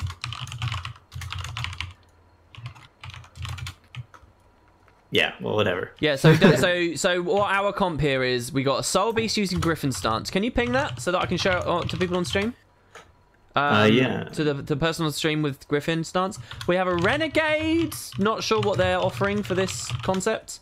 And 2 Tempests. So this is only 2 Tempests. This is probably most fun to see tons of them because it's all about the latent stamina. Renegade, I thought it was going to be... Oh, I thought that was a... Alright, so there you go. Griffin Stance is... gain half of a dodge, but does that get shared? The stance gets shared, but does the initial endurance get shared? Maybe it doesn't. Maybe use your endurance and let's see. All right, so there you go. I've just dodged. You can see how quick we're regenerating, not just already. So let's see when he pops Griffin Stance. If I actually, yeah, it does. It shares out. That's cool. Okay, good. But the duration increase, the 100% endurance duration, that doesn't get shared. I don't think it does. Because really? That should. No, it does. But we already have vigor and the food, so there's a cap, right? And it won't. Yeah. I think anyway. It goes up pretty quick as well. Okay, cool. So let's just. So people that don't know, what I'm gonna do is summon clones, and then every time I dodge, my clones are gonna ambush. Okay, they're gonna be axe clones as well. All right. So let's just go. Okay. How tanky is this, by the way? So I'm going to use the axe 2, and then I'm just going to use 2 jaunts, and now I'm dodging. Okay. So we're watching our endurance. Okay, we're out. Oh my god. More. I'm out of them. Oh, it is pretty nice. It is pretty nice. It is a lot of dodging. It's not perma dodge. It's nowhere near perma dodge. The Sigil of Energy is still working for me. Obviously, I can use the 4 there as well. It was really nice at the start, but I think everyone sort of blew their stuff early. Better, I think. Yeah, I ran out of cooldowns. This is kind of cool, though. This does feel pretty cool. I think I need more... I don't even ever want to use my 3, really, because I'm scared of that interrupting their ambushes. Oh, you know what I need? I need... Alacrity. Oh, really? Yeah. These cooldowns are way too long. Oh, it is nice, Boots. It is pretty cool. It's a bit of a Mirage's wet dream, this. I'm gonna have to look at this later. So yeah, most of the focus... Sorry I can't make it bigger on stream here, guys, but mostly this is what you're looking at. I mean, a lot of what you're looking at here is very suboptimal. You gotta dodge more. So yeah, I want to do this. I really The do Sigil of want to do Energy this feels as really a good. 5-man party in World vs. World because I'm sure it'll be pretty hard to hit them. So I was at 28k there, which is kind of nice. Yeah, not guess. bad. For not really focusing on a lot of things. But I mean, that's not too unheard of. Was at a solid 2.5k. 2.5. 2.5. Not even auto attacking, just using the aura skills. Okay, do you want to add alacrity and then we'll go for one more? If everybody Yeah, gets yeah, let's alacrity. do that. Can't I globally do it? I thought that used to be a thing. Is that not an It just used to environment? be, but I think they removed it for some weird reason. Oh, really? Strange. Okay, so if everyone gives themselves all the buffs, or at least Yeah. alacrity, yeah. I do not know why the Revenant's here. Just for funsies, I guess. I mean, Just yeah. for I mean, that's the other thing, right? If we had the warrior, I if don't we had know. 4 I mean, the Tempests. Soul Beast felt pretty good, but I bet had if 4 it was all Tempests, if it that's was the way. 4 Tempests and 1 Mirage, I wonder what that would look like. The thing is, though, that they're not dodging as they execute their... That would be really gross in World versus World. You know what's another idea? I mean, really gross. Hey, hold on a second though. You know what's another idea? Glyph of Lesser Elementals in Water Magic. Yeah. Oh, Uh, is that bigger? No. Glyph of Lesser Elementals in Water Magic does an ice field. And when you blast in an ice field... Oh, that's true. That is true. Yep. And because we have a lot more blasts than we have leaps. What happens when you leap through an ice field? It's a thing as well, isn't it? It's also a thing, but it's AoE blast, you know? Yeah, I know. And I was thinking when I jaunt, it's a leap, so I can just... But it doesn't matter because me applying the aura to myself doesn't give me vigor, so it's not actually a help in any case anyway. But yeah, that's a cool idea. Yep. I can imagine like a really it's like a phalanx sort of, you know, just extremely tanky like little roaming party that has like a deadly nuke in the middle of it, just 4 like super supporty Tempest perma dodging. You could probably run into like quite some dangerous situations there with just infinite dodge power. Yeah, I think it'll be good. Okay, let's do this again. Are you ready? Yeah, I'm ready. So alacrity's up. 3, 3, 2, 1, go. go. All right, dodge 1, dodge 2, dodge 3, dodge 4, dodge 5, dodge 6. All right, and now we're out. Dodge 7. Again, I don't know whether they've got time to ambush between each dodge. Yeah. Dodge 8, 9, Seems like a lot of dodges. 10. Blast this field. Blast this field. I mean, my prestige does blast, but I can't really control it too well. I'm getting... Oh, I think I getting- doubled up my energy with his Griffin stance there, so we just over-spiked quite hard. Oh, no. Whoops. I'm also accidentally... Oh, I gave healing at least. That's something. Oh, you know what I should have done? Use my heal to blast.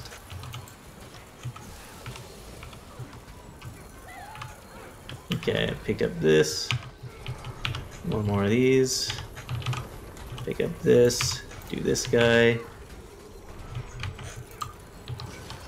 Alright, there you go.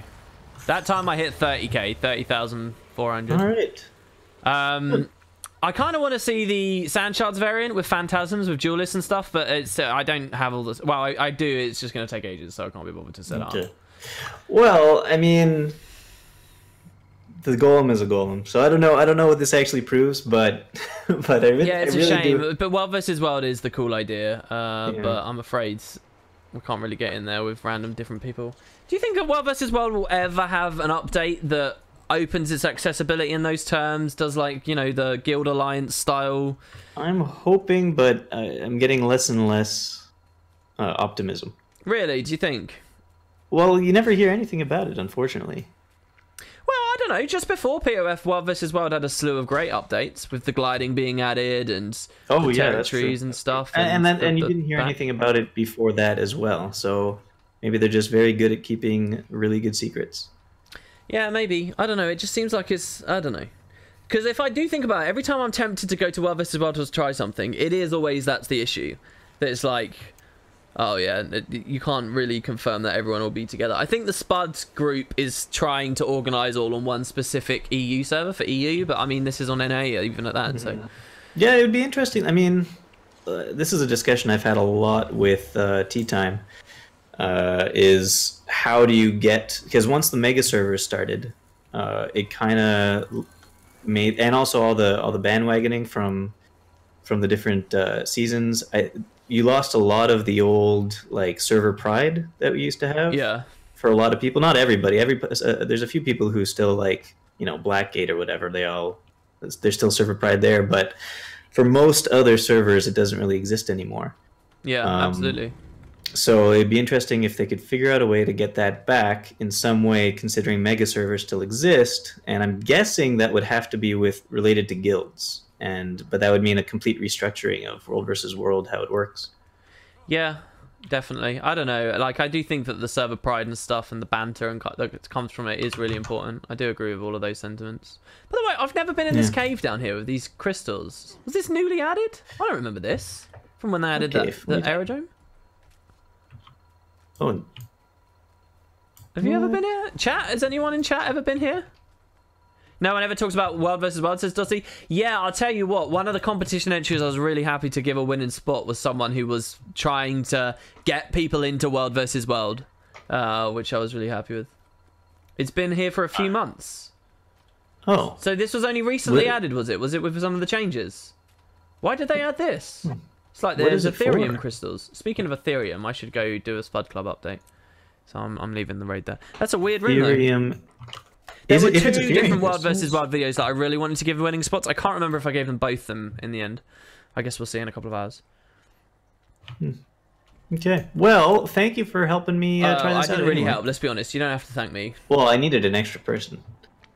Yeah, but you didn't get anything worthwhile. It would be cool to see, like, I don't know. That's... I mean, the thing is... I guess one question here. How about this? I'll spawn the golem one more time and do your normal rotation without our help. No. There's no point. There's no. I'm all the way out here anyway now. There's not going to be that. You could do that though. You could show off Mirage. No, because it has to be. Not even that amazing, as far as I remember. Especially not for all buffs. Because I'm not a perfect rotator or whatever. There's going to be so much. That's what I'm saying. That's what I'm saying. So it's got to be consistent about. Yeah, there's going to be too much variance though in my playstyle run to run, irrelevant of whether what's it called being used or not, utilized or not. Latent stamina. Do you get what I mean? I kind of get what you mean. Because I haven't got it nailed down anyway. You might find that I score more when thingy's not there, just because I'm back to using things I'm more comfortable with, or I'm positioning better, or I'm spacing the ambushes out a bit better. Because that's the weird thing with that build as well. You got to like know if you're doing it too frequently. I think that was okay. I don't know for sure though. Speaking of World vs World, I think I'll build up the war room now. Good idea. Okay, so I guess I will talk to you later. All right, dude. And yeah, well, you leave another tweet about balance, yeah? Yeah. On Feb 6, we got to do it. So, chat, who wants to see balance with boots? Is that something I should do, chat? Should I do another balance with boots? I don't know about it. I don't know. Ask them. I'm in an R in. We'll let chat decide if balance with boots should continue to be a thing. You think they're going to say no? They're not going to say no. Everybody loves balance with boots. I don't know. Just wait for the stream delay to end and we'll see. Come on, chat. Yes or no? Balance with boots. Yes or no? Let's see. Like, only if it doesn't take away from your lore time. Oh yeah. I'm afraid I'm not actually allowed to do any other project ever because it's if it's not lore, it's not worth doing. So I'm afraid. Yeah, look, everybody really wants to see it. Yeah, we'll definitely do it, dude. Definitely. There's been a like. I'll be really intelligent on this one, by the way. Like really, genuinely intelligent, because I've spent so long in PvP that I can properly tell you how stuff's going on over there. Okay, good. But also, just to let you know, Teapot said that there's a rumor that they're going to be doing something to Alacrity. Oh, really? Yeah, something harsh to it. Well, I don't understand where these rumors are coming from. They're always I honestly have no idea. Podcast chat, always. He always seems to be like chimed into things that I don't understand how he hears all these things. Yeah, I mean, most of the rumors I hear end up total BS. I don't know. I think I'm quite an Yeah, well, that's true unapproachable guy, too. But I usually just go on tea time so I could hear these rumors. I wouldn't be surprised if a change to alacrity was on the cards, given their boldness when it came to Grace of the Land. What was it? The first episode of Balance of Boots, wasn't it? And they did bold changes on both of them, didn't they? One was Grace. What was the other one? Mm-hmm. Oh, distortion share. Yeah. Yeah. Yeah. So who knows? Maybe they'll do that. I Hmm. mean, because I'm very people are PvP saying that it was focused. a dev post about alacrity. What was that? Sorry. Somebody in chat is saying there was a dev post about alacrity in the forums, and so I guess that's where you get your rumor information from the forum dev posts. Confirmed, published information. What did it say, Nemwe? What did it say? Yeah, good question. Yeah, like I'm not even that concerned about alacrity right now because it just sort of doesn't factor in the PvP experience. So it's sort of completely out of my mind. But I get why, you know, I think Nike did a pretty good presentation a while back now where he was talking about, you know, these various things that the dev teams tackled, and alacrity being the last big sort of pillar holding up the double chronos and, you know, some of the last vestiges of the mirror comp. But it really shouldn't be that because Rev can give 100% alacrity and Firebrand can give 100% quickness really easily, and both of them do way more DPS than Yeah, I Mesmer. don't know how much things have adapted since distortion share got nerfed, but with that tool out of the Mesmer's kit, I wouldn't be surprised if less chronos were running around. It's just not many people have initiative to show off new team comps and stuff with raids. Yeah, I think. yeah, it's true. I think that's all it is. Yeah, Nike was also saying that currently alacrity is really only maybe a 10 to 15% damage buff for the whole group. Which People means... get set in their ways. People get set in their way. I did an AC run. You know, so like dungeons are an amazing thing. If you do like a dungeon pug with supposedly experienced players of the game, they're mostly still stuck in 2013 mob skipping tactics that put unnecessary risk on the group, give you less loot. You know, you can get, there's so much power creep now. You can blow up any mob in dungeons in like 2 seconds. It's nearly always worth just clearing them and moving forward. But very rarely do people do it or recognize they can do it because they're still stuck in 2013. So I wouldn't be surprised if, you know, a lot of it is just people are resistant to change. Even if they say they want it, they're resistant to change. So look, they said Emily says they're changing confusion. So I have no idea what that means, but it'll be interesting. Regeneration, effectiveness, prioritization. This is something everybody's been hoping for a while now, so that like Mesmer regen doesn't replace all the healer regens. Yep. I'm wondering about the confusion though. Do you think in PvP they're just going to remove the damaging ticks and just have it so on skill activation? I don't know. A confusion change for PvP would be pretty huge for the class I'm playing at the moment because it is purely about that. The problem with Mirage isn't the confusion though; it's the lack of tells on how it applies it. But I think that's important for a Mirage. You're not supposed to have tells as a Mirage. No, I get what you mean, but it's kind of a very bursty +1 like skirmishy playstyle at the moment, and it means like mirrors with Mirages or just fighting them. It is frustrating and weird to play around when throughout the entire fight there's sort of an absolutely no way to get around a Jawn. It's a bit cheesy the way that it works essentially. Actually, you know what? We should save all of this discussion for. No, we shouldn't, because the video will get way too long. Those videos are way too long. We should get it out here on a stream. It's good. It's good. They love those 2-hour-long videos, don't They're they? too Say yes long. in chat. They are too Just say- long. You know they're too Don't long. say yes or no in chat. Just say yes in chat.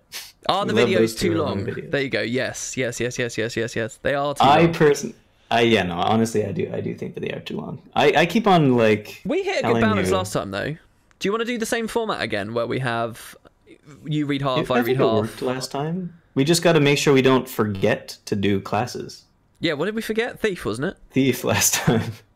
Yeah, we did forget Thief. And that was my fault too, because I was like, oh, we're already at the end, are we? And we weren't. Yeah. Or something like that. No, you said we're already at the end when you were 2 classes out of your 4.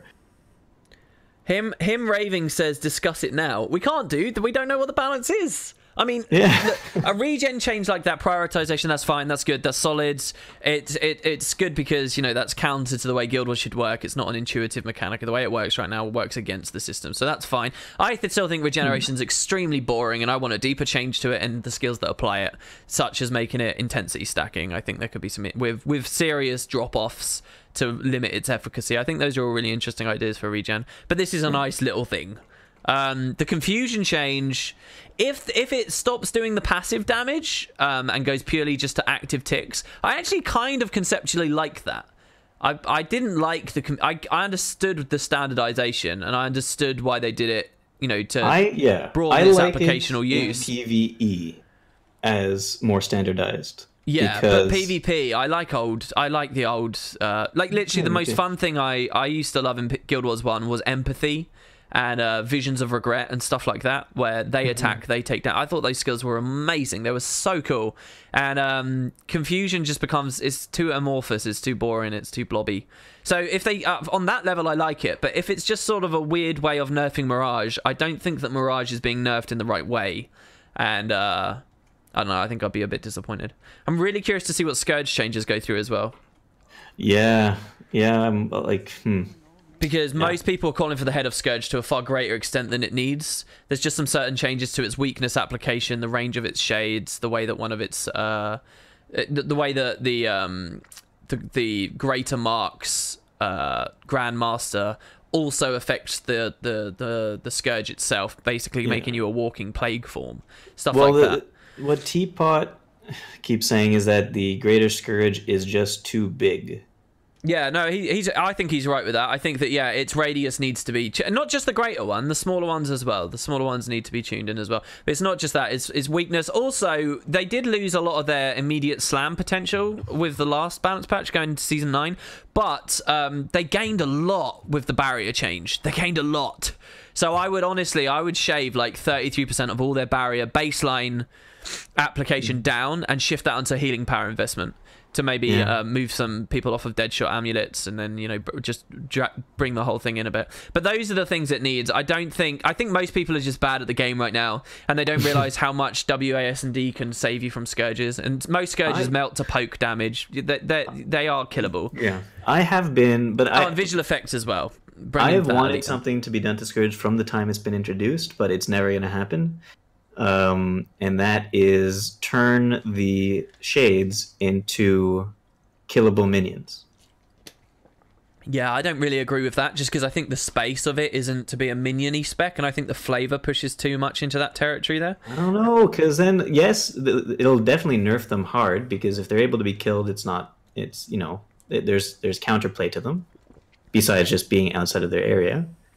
But there's a slight chance of a buff for them too if Scourges play into them with their traits, because you have minion traits.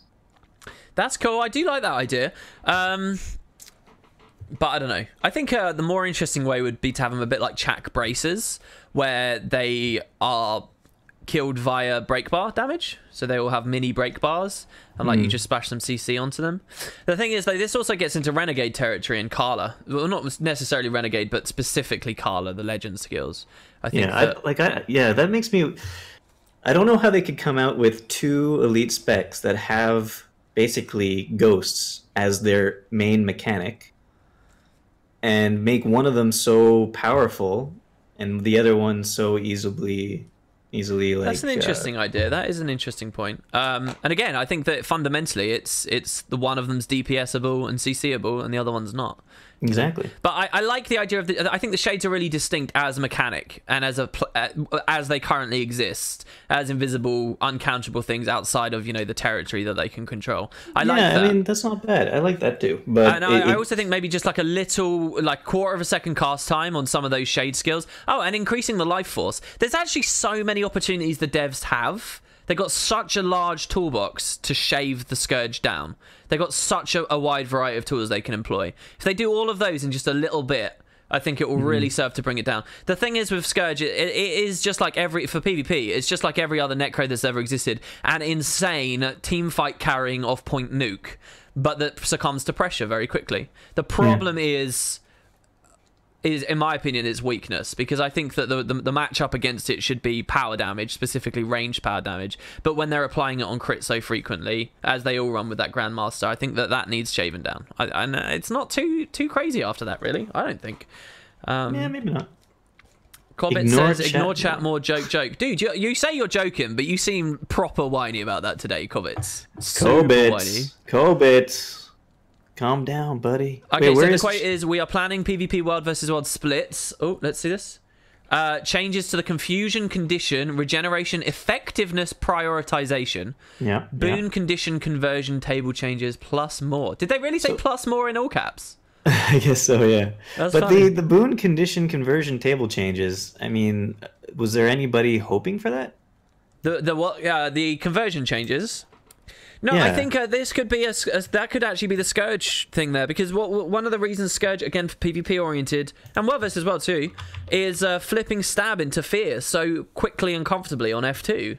It's insane. Like, they are masters. If it's an allied or an enemy body comes on a team fight and there's an unpressured Scourge there, it's GG.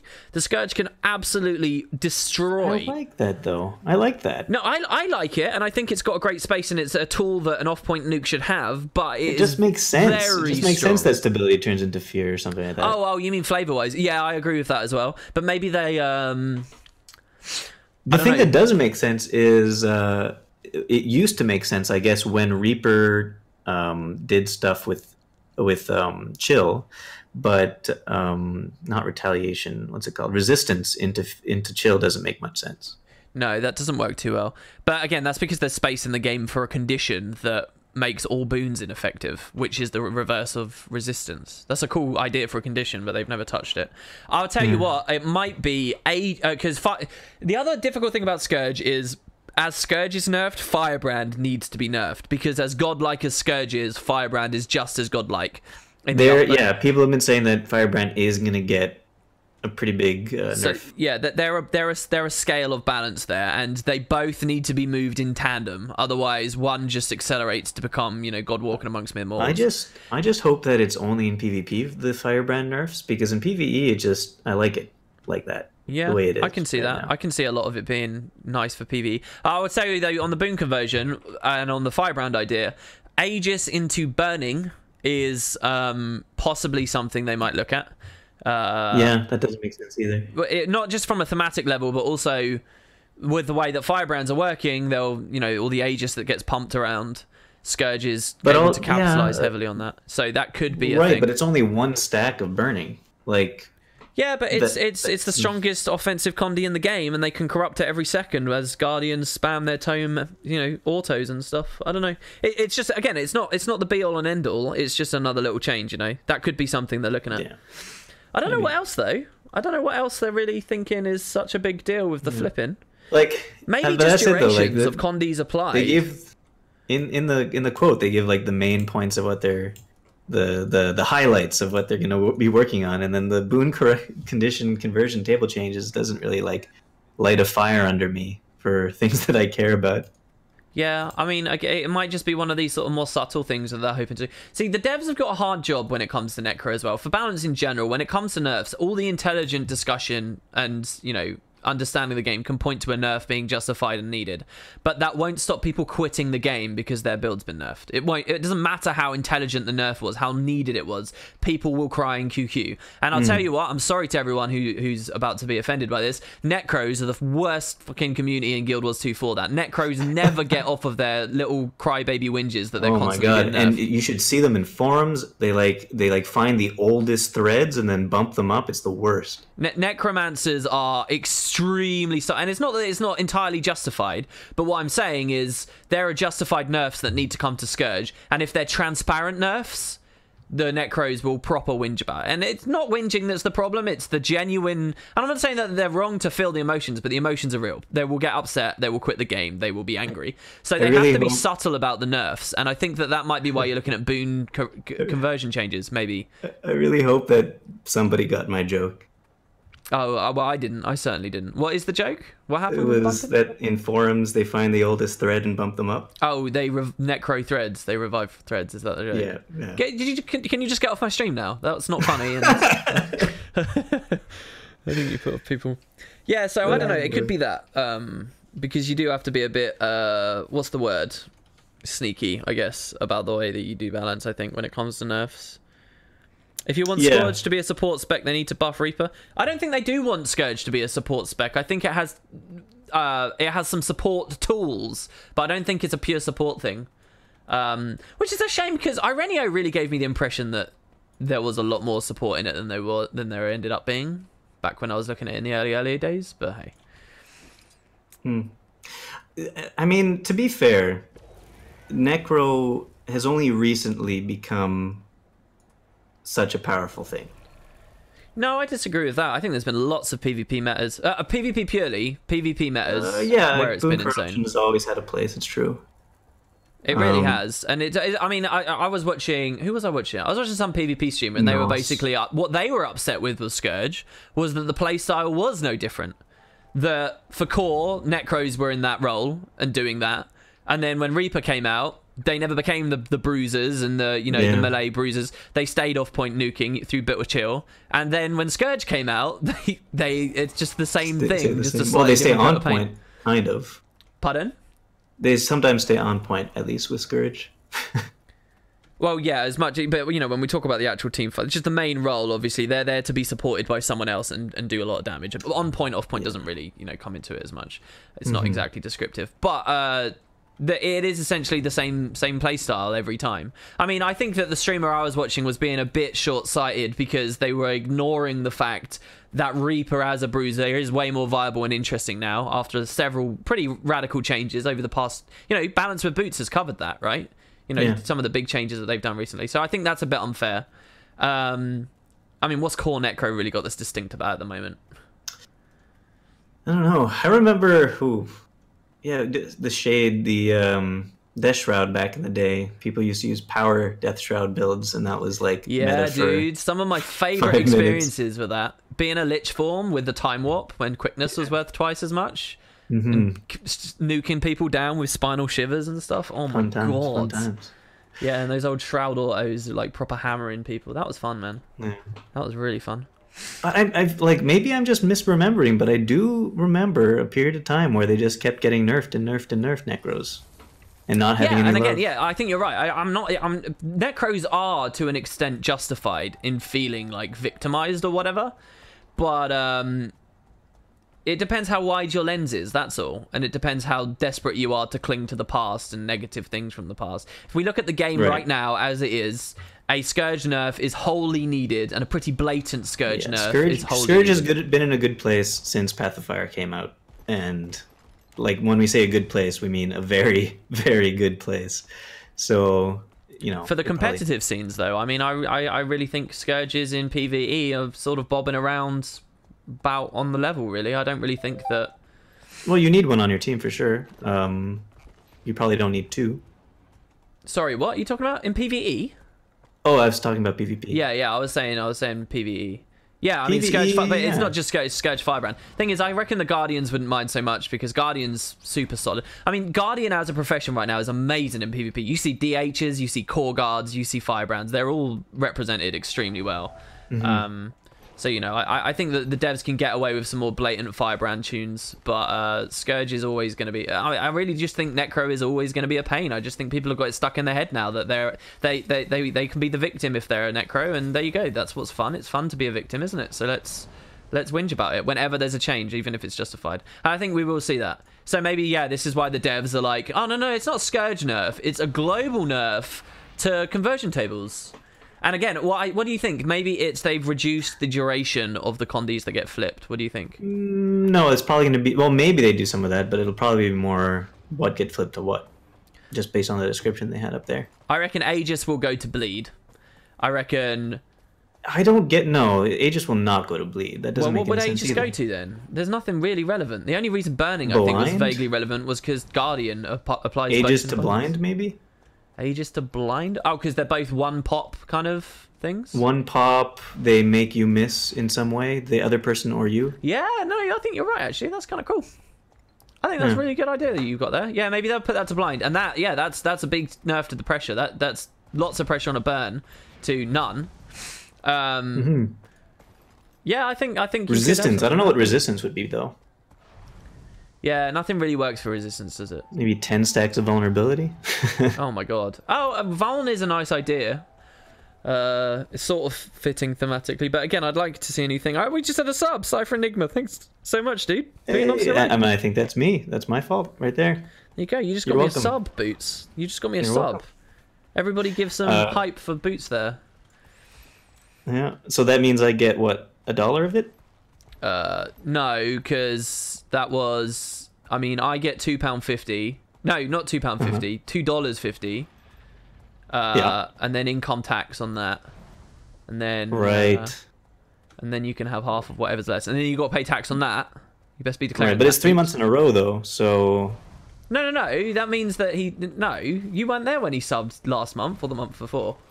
It doesn't mean he's paid up front for the next 3 months. It means that he's been here 3 months. I have no idea how Twitch works. Yeah. Zero I idea used to how think this what you works. thought, but then I watched some streamer in the early days, and someone subbed to them, and they were like 22 months, and the guy didn't even bat an eye, and I was like, "What is this? How could you just what?"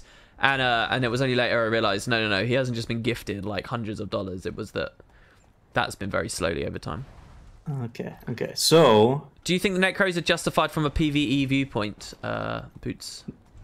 justified? What do you mean justified? I don't know what they mean either. Yes, they are. They are indeed a class that is justified to be allowed to be a class, a profession. No, yeah, I think like justified as in. Does it in a justify good bringing place? one to a group? I guess is what they mean. Maybe. Maybe, or just like not to be nerfed or not to be buffed. Everybody, Just the to find people are now what it asking in is. chat as well. 4Gives is asking. I don't know what they mean really. I like the idea of Scourge having a bit of a place now that Distortion nerf is gone, in sort of just topping people's health up just before big nukes and things come in.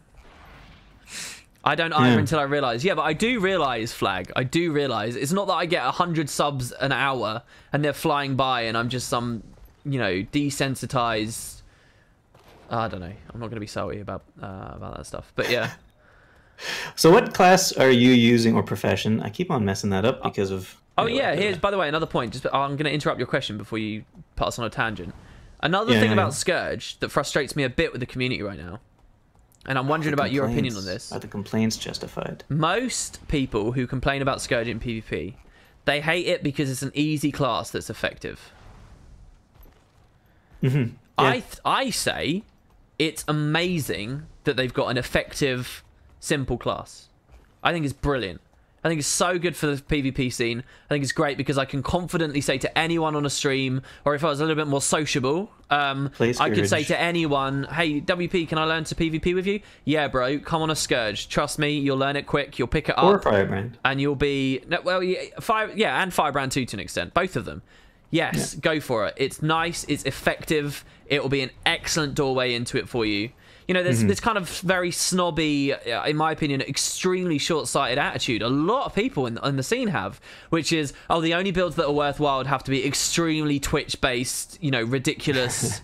And I just think that's wrong. I know that it's frustrating to die to easy mode experiences. That's why I hate Ranger pets and stuff. But, I think this is good for the scene. I think I agree with you. I think it's a great idea to have something like that. I think that there's got to be, I like how the skill floor is low, but there has to be a limit to the amount you can get out of it at such a low skill floor. I think I think what you just said there is what most people will say and most people will respond with. So you think it's just a little bit too effective? The thing is, what I would say to that's kind of difficult to wrestle with is the community will always collapse build diversity down to a very narrow point, always, and they'll always reduce it to a binary perspective. Even though in PvP it's not that. Really, I've been saying for a while now that builds aren't viable or unviable in PvP. You have bronze tier builds, you have silver tier builds, you have gold tier, you've got builds that will get you into low plat, builds that will get you into high plat, and so on. That's what you actually have. And if people looked at the game in that way, we could use your argument, Boots, and we could say, maybe Scourge shouldn't be a legendary build. It should be, a high gold build. And with the right size player population, then it's great, and you're right. And those kind of entry builds can exist. However, Guild Wars 2 is actually treated and handled by the community. I believe that to follow your line of reasoning, that would turn Scourge from the binary position of on into off, and no one would play it. And then it is useless. Maybe, but I think that's the real world we live in, and it does. It's kind of reminding me of Overwatch right now, like with Mercy mains who Go on.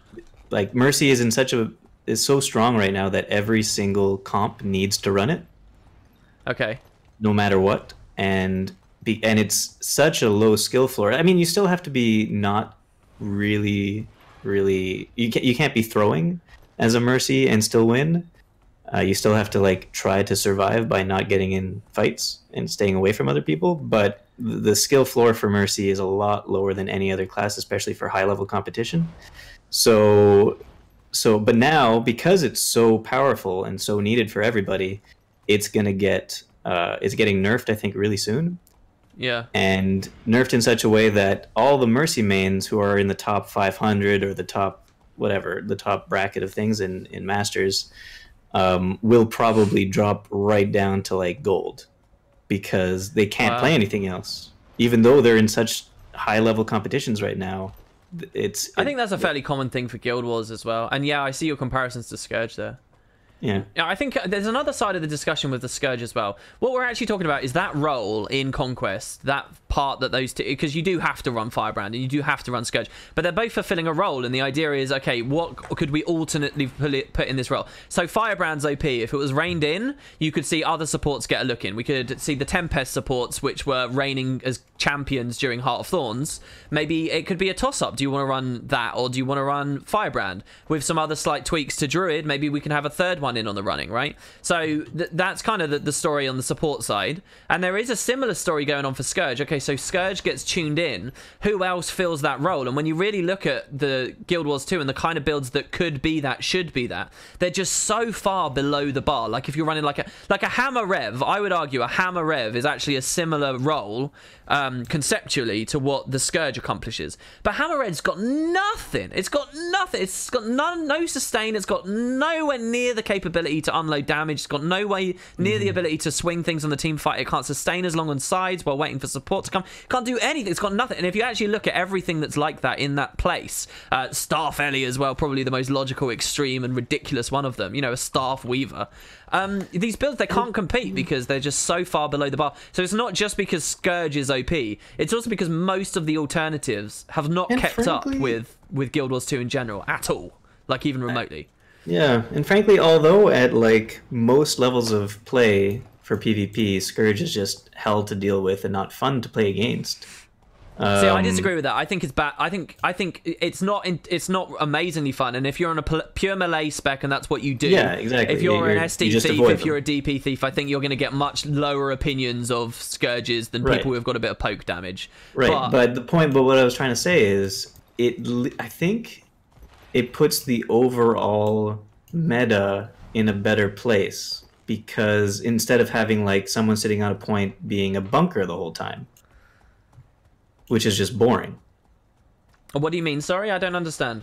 If you have someone controlling a point as a Scourge, yeah, it's more interesting just to play with and watch or anything as a game mode than having, you know, the bunker meta that we used to have. That was just controlling points. Yeah. Oh, you're saying the game's deadlier at the moment. So, yeah, and I agree with you too, yeah. Right? I absolutely do. I think that the mix of builds that are out there right now, it is more interesting than everyone's just super sustaining and holding nodes in that way. Right? Is that what you mean? Or am I misinterpreting? That is what I mean, yeah. Yeah, I agree. I've been saying this a lot, right? Like, there's so much. If you really start watching PvP streams, if you start looking at the kind of people, they're so whiny, Boots. It's so whiny, and so little of it is justified. From all the metas that I've played in PvP, all the zoo that I've sat through, all the ridiculous passives, all the kind of RNG that was on the sigils of air and fire, all of this stuff. This meta is not that bad. Balance is not that bad for Guild Wars right now, and I'm having a blast. It is not that bad. But you'd think it's like the end times, you know? Like, we've had way worse issues with class stacking and stuff in the past. Yeah. Really, it's Firebrand and Scourge are, you know, ubiquitous always picks for tourney play, and for, you know, very high leaguing, you're going to want one of each. But beyond that, there's not too much. Really. Do you think we need, maybe, for competitive PvP, no class stacking? I don't think that would even change this meta that much. It wouldn't, but it would alleviate sometimes when you get like 3 Necros and 2 Firebrands in a game. I mean, I've played hundreds and hundreds and hundreds of games, and I haven't had a single bad experience where I've queued into that. And I mean, I've never had that happen. Yeah, and I mean, in this season, I've been top 10 NA for a significant period of it. It's not really. You're saying that you never queued against multiple stacks of firebrands and Scourge. And not multiple stacks of firebrands. It's just trash. Nobody would run multiple firebrands, or if they do, they get dunked. Yeah, I've had games with 3 Scourges. I've won games against 3 Scourges. It's not the worst thing in the world. I mean, it is bad and it is frustrating, but what I'm saying is the diversity of gameplay that I'm experiencing here, it's really solid. Like, Mirages, some of them are on swords, some of them are on axe, some of them are even still running chrono. Thieves, you don't know if they're going to be DP or SD. Guardians, like I said, they could be core Guardian with hammer, they could be a DH, they could be firebrand, obviously. There's a lot of builds that are roaming around. There's a lot, and you could say it's because it's not particularly competitive and a lot of people have left and stuff, but it's and here's the other thing with class stacking. That's not really what we want is variety of gameplay, right? That's what you want. And class stacking is not a good indication of variety of gameplay any longer, because you could have 3 Guardians on the enemy team. All of them are running a different elite spec and have different play styles. Yeah. And so it's not actually a great indication anymore. Also, I think the class stacking thing wasn't the reason they didn't do it because it had matchmaking. It's tough. In the way it works right now, it'd be very tough to do class stacking. Yeah, but it's switch before a match, etc. Yeah, so and it would require you to lock in before you matchmake or something like that. I can't remember. And yeah, they definitely don't have the population to sustain that in the first place. But you know, there's all these little things now that I think sort of undermine some of the old issues that the game's had. And you know, you can see that they have made a lot of positive changes. They have. And I'm not worried about it. I'm not worried about the next upcoming balance patch. I'm sure it'll help. Maybe it won't cure all problems, but it'll definitely help. Like I'll tell you they've what made I think, a few good moves recently anyway. Yeah, I'll tell you what I think really happened with PvP. First of all, I've never experienced PvP where people have been happy with the balance. Ever. Ever. Even back at launch, which everyone waxes poetic about. Back then, everyone hated that Condi had no place and had no influence on the game at all. Of course, when Condi did have an influence, or even a superior influence, it's the worst thing ever and everybody hates it. But back then, even then, there was vast amounts of untapped potential in the PvP scene. And people were not happy with the balance back then. We look back fondly at it, but people weren't happy. I've never seen people happy. And to look at it on balance, I think this is way better than when all the Hambos and Spirit Rangers and shit running around and all the passives that were getting filtered in and crept in that kicked me out of it for a long time. I see PvP has more infrastructure now than ever before. Here's what I actually think's happened. I think Path of Fire came out and didn't offer anything specific or great for PvP. I think the devs have been very quiet. I think people have seen the monetary tournaments dry up, and it feels like there's just a general feeling that there's not much going on for PvP. And I think that people aren't entirely satisfied. Automated tournaments have come in. Before ATs, it was, oh, the game's dying because it doesn't have ATs or whatever, it's bad. There's literally nothing else anyone can point to for any excuse anymore other than the balance. You just need a bigger player base, yeah. Other than the balance. And I think that, so now that's just sort of the scapegoat, but I don't actually think that this balance is that much worse than any others. I think what it really comes down to is a lack of conversation, a lack of energy infused into the scene from the developer's side, and especially that's been exacerbated by the release of Path of Fire that didn't really look sideways at PvP either. That's what I think the actual thing is going on. Balance itself, objectively speaking, the amount of whining, dude. Ugh. I'm glad we're in this chat. What I'm hearing from you is you don't like the whining. I do like the whining when it's like on important things and when there's actual, you know, there's some substance behind it, but I don't really see too much with what a lot of people talk about. Also, a lot of people play badly and think they're playing well. Like, they'll 3v1 on FAR for about 5 seconds and die. And then when they're dying, they'll be looking at the rest of the map and they go, however, my team got mid. I've got 3 of them here. I've held them 3 of them here. It's like, yeah, but you died in about 5 seconds. That's not even enough time to respawn, let alone walk from spawn to mid, let alone then also win a team fight. You didn't hold anyone. You ran into a 3v1 and died. But no. Let's blame the fact that a Scourge was there. That's what happens a lot of the time, to be perfectly honest. Yeah. Malfarian in chat says, I think it's balanced, but I also think it's really slow reaction from ArenaNet. I think people want quicker balance. Definitely. I think that people just want a reason to be excited about PvP. My reason to be excited about it is if you actually look at it, it's got more in it now than it ever has before with the AT. It's got really cool progression, hot joins, unranked, ranked, leagues, and then finally ATs. There's cool stuff there. Spectators have more capability to spectate the ATs and stuff than they ever did before. Casters and stuff. It's just... I mean, I hate this saying. You probably know this about me, but too little, too late springs to mind. Yeah. Yeah. And now the devs really need to show some energy. And They have They made a forum post saying that they are working on some things, right? They're thinking of putting in that there's a new armor, right? Legendary armor or something. new Skin or armor. whatever. Well, they have the Obsidian armor, I think, going in both World versus World and PvP. Oh, is it but Obsidian, right? But isn't Obsidian weapons set, and it's yeah, when kinda, they released the Obsidian weapon set, though, they also said they were doing an updated version of Glorious Heroes armor or something.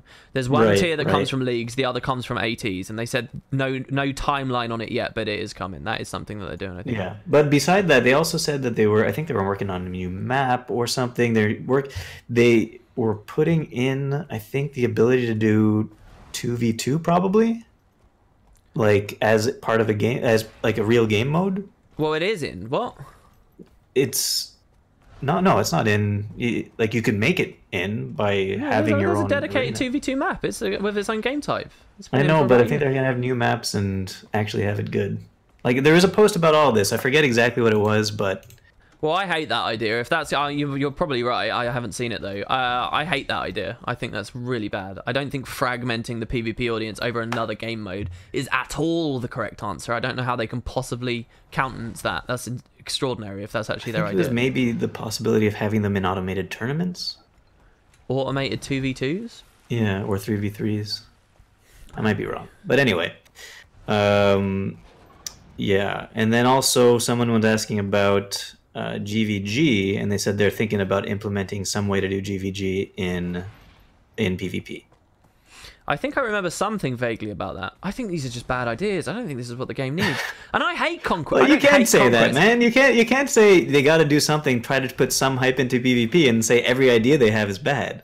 Yes, I can. Absolutely, All I right, you can. can. Here's what they need to do. They need to get hype behind Conquest, the format that they've spent all these years around, the format that their community has established and stuck to, that all the tourneys and all the leagues and everything gears people to. This isn't the time to start totally fresh with PvP and try and build an utterly new scene.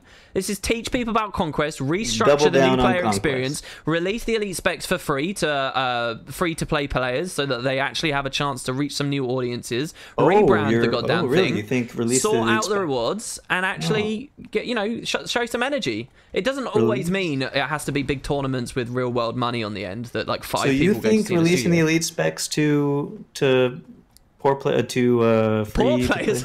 play, to free to play, yeah, to free to play PvP players is the way to go. Yeah, I think that would do a lot. I think that if they did that in tandem with some other stuff for PvP, specifically a restructuring and like making it more transparent what your route through PvP is, in terms of rewards and how, what you should be aiming for. I think that would do a lot, yeah. I really do. Because right now, you can't really recommend Guild Wars 2 as a free-to-play competitive game to people because everyone knows you need those elite specs. So I think that would be a good idea. I did mention this on, I think, one of Jebro's streams, and someone came up with a very interesting point in chat that that people could use those free-to-play accounts then to manipulate things. And we kind of had a discussion about that, but, some of that happens anyway, and I think there's other ways to rein that in, like increasing the rating people need before they can actually rank. Not increasing the rank people need before they can rank. And certain things like that. I don't think is a hard barrier. But yeah, I think that would be a start, at least. I think that would be something. What big, successful competitive game at the moment isn't free to play? Yeah. StarCraft's gone free to play as well, hasn't it, at the moment? PUBG. Not that that's a mainstay that people think of at the moment. Oh yeah, but that's not competitive in the same sort of arena sense that we're talking about here, right? I suppose not. So I don't know. I think that would be something. I don't Overwatch. think Stronghold 2.0 is the answer. I don't even think fixing Stronghold is the answer. And again, I don't even like Conquest that much. I think as a spectator sport, it's a terrible idea. But yeah.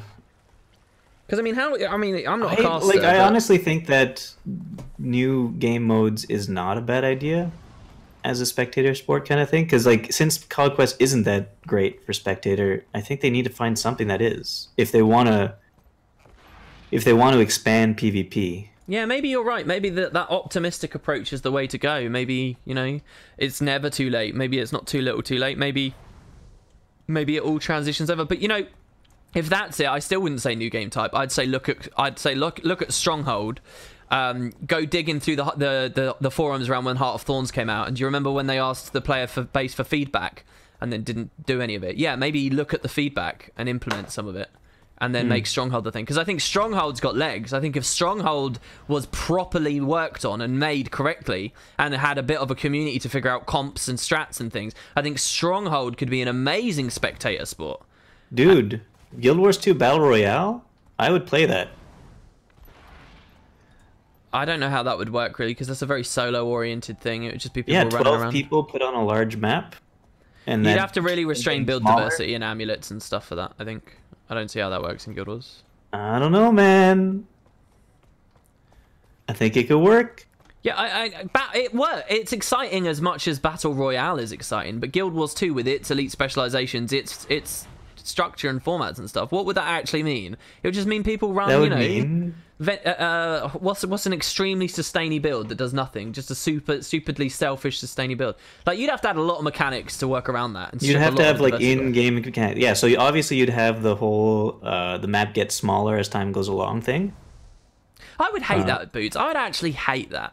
Come on. Can you imagine ArenaNet announcing that they're stepping into Battle Royale because it's the next flavor of the month? Quick, let's make a cash grab go on this. Can you imagine that? It's a great game mode. Honestly, it is fun, but it's like so soulless for this game to go and do that. I mean, Why? really, I don't know. It's almost as bad as if they announced their next game as a mobile card game. Do you know what I mean? I think that's a great idea. I like the positivity. I like the energy you bring to this. Did you, I like it. Were you listening to Tea Time the other day? No, I haven't listened to Tea Time for ages, man. Because I brought that up. I thought that it's about time that they release a mobile game where either cards or it's just Polymock, and it uses your unlocked miniatures as the things you use. I mean, I like that idea. If they, I mean, I've said this openly before. I really do loathe the idea. I don't think it's a respectable thing to do, but I would play the hell out of it. You know what I mean? Yeah, just a if they could get to like Fallout Shelter levels of game quality, if they can just hit that Fallout Shelter, that would be my bar to success. Yeah, well, I think it's probably not going to be like that. It's probably going to be like, obviously not exactly Fallout Shelter. It would be, I'm hoping it would be like a free mobile Polymock game, and people who have Guild Wars 2 will have a bunch of miniatures unlocked based on their account. They'll link it to their account. People who don't have Guild Wars 2 could, buy their own miniatures or whatever, or they get some core miniatures free. And then there's like a shop in there you can buy more miniatures or whatever that actually are Polymock things. And yeah, and maybe there'll be like exclusive unlocks in the online game that will unlock things for you in Guild Wars 2 or vice versa. Yeah, maybe. Someone just made an interesting point as well for the Battle Royale thing.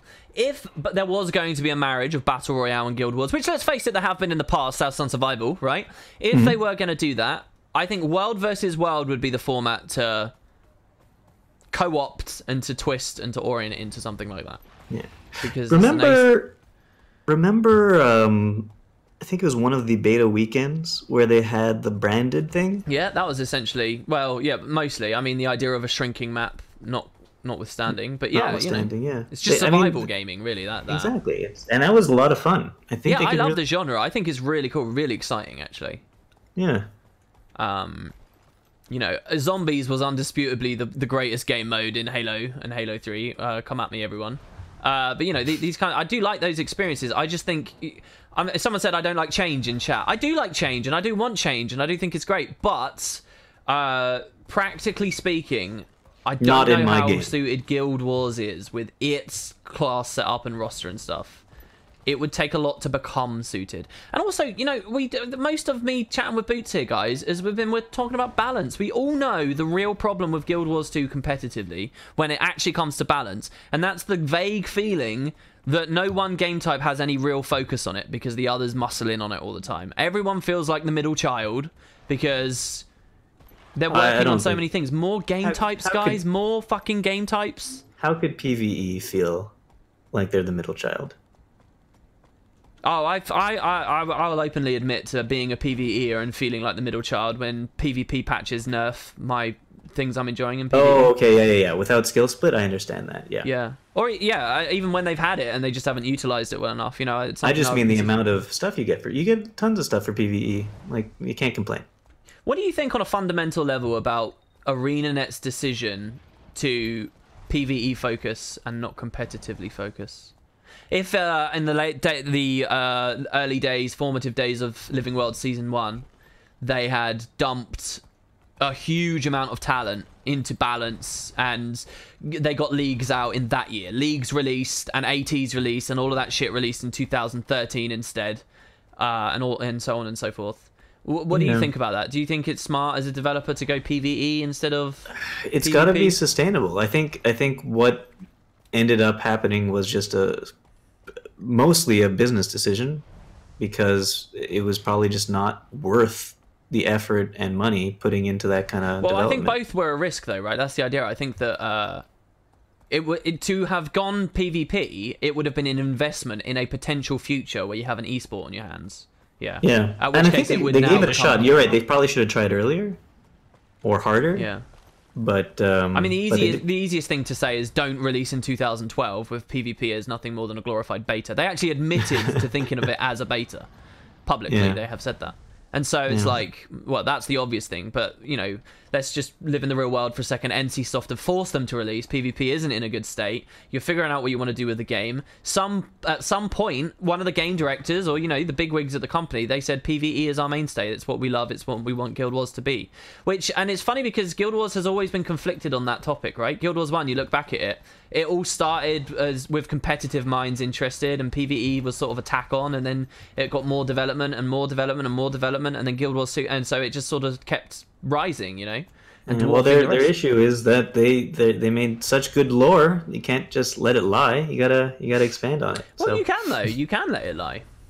yeah, I think isn't Fortnite a good example of this same sort of discussion as well? Because Fortnite has a PvE component which just sort of flopped and failed, and so then they focused instead on their battle royale and their competitive. wait, hold on a second though. It hasn't flopped and failed. It just hasn't come out yet. Oh, hasn't it? Is that it? I've heard nothing but people No, saying it's shit and it's- it's not being touched anymore. And it's not Well, being- maybe that's the case, but their PvE stuff is all in beta still, and it's behind a paywall. I see. So And this the is kind of the the question, reason- right? Like, does a competitive game? I experienced this with Halo as well years ago. What is better? Is it better to have a competitive game support the existence of a PvE experience, or to have a PvE experience support the existence of a competitive game? So WoW is a great example. WoW is not very good, but it's popular. So let's just say that it's popular. Its arenas nobody likes really, as far as I can tell. Nobody tries to take them seriously, and yet they get what, tens of thousands, if not hundreds of thousands of people watching them.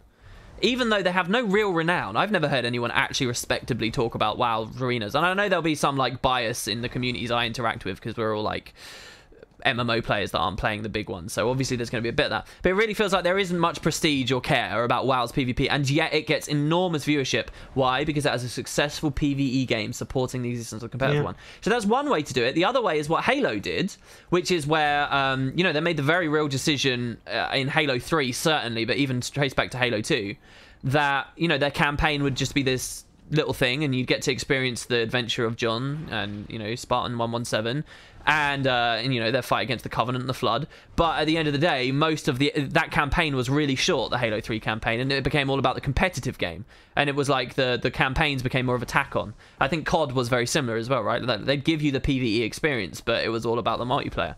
So, you know, which one is the one that Guild Wars should have gone with?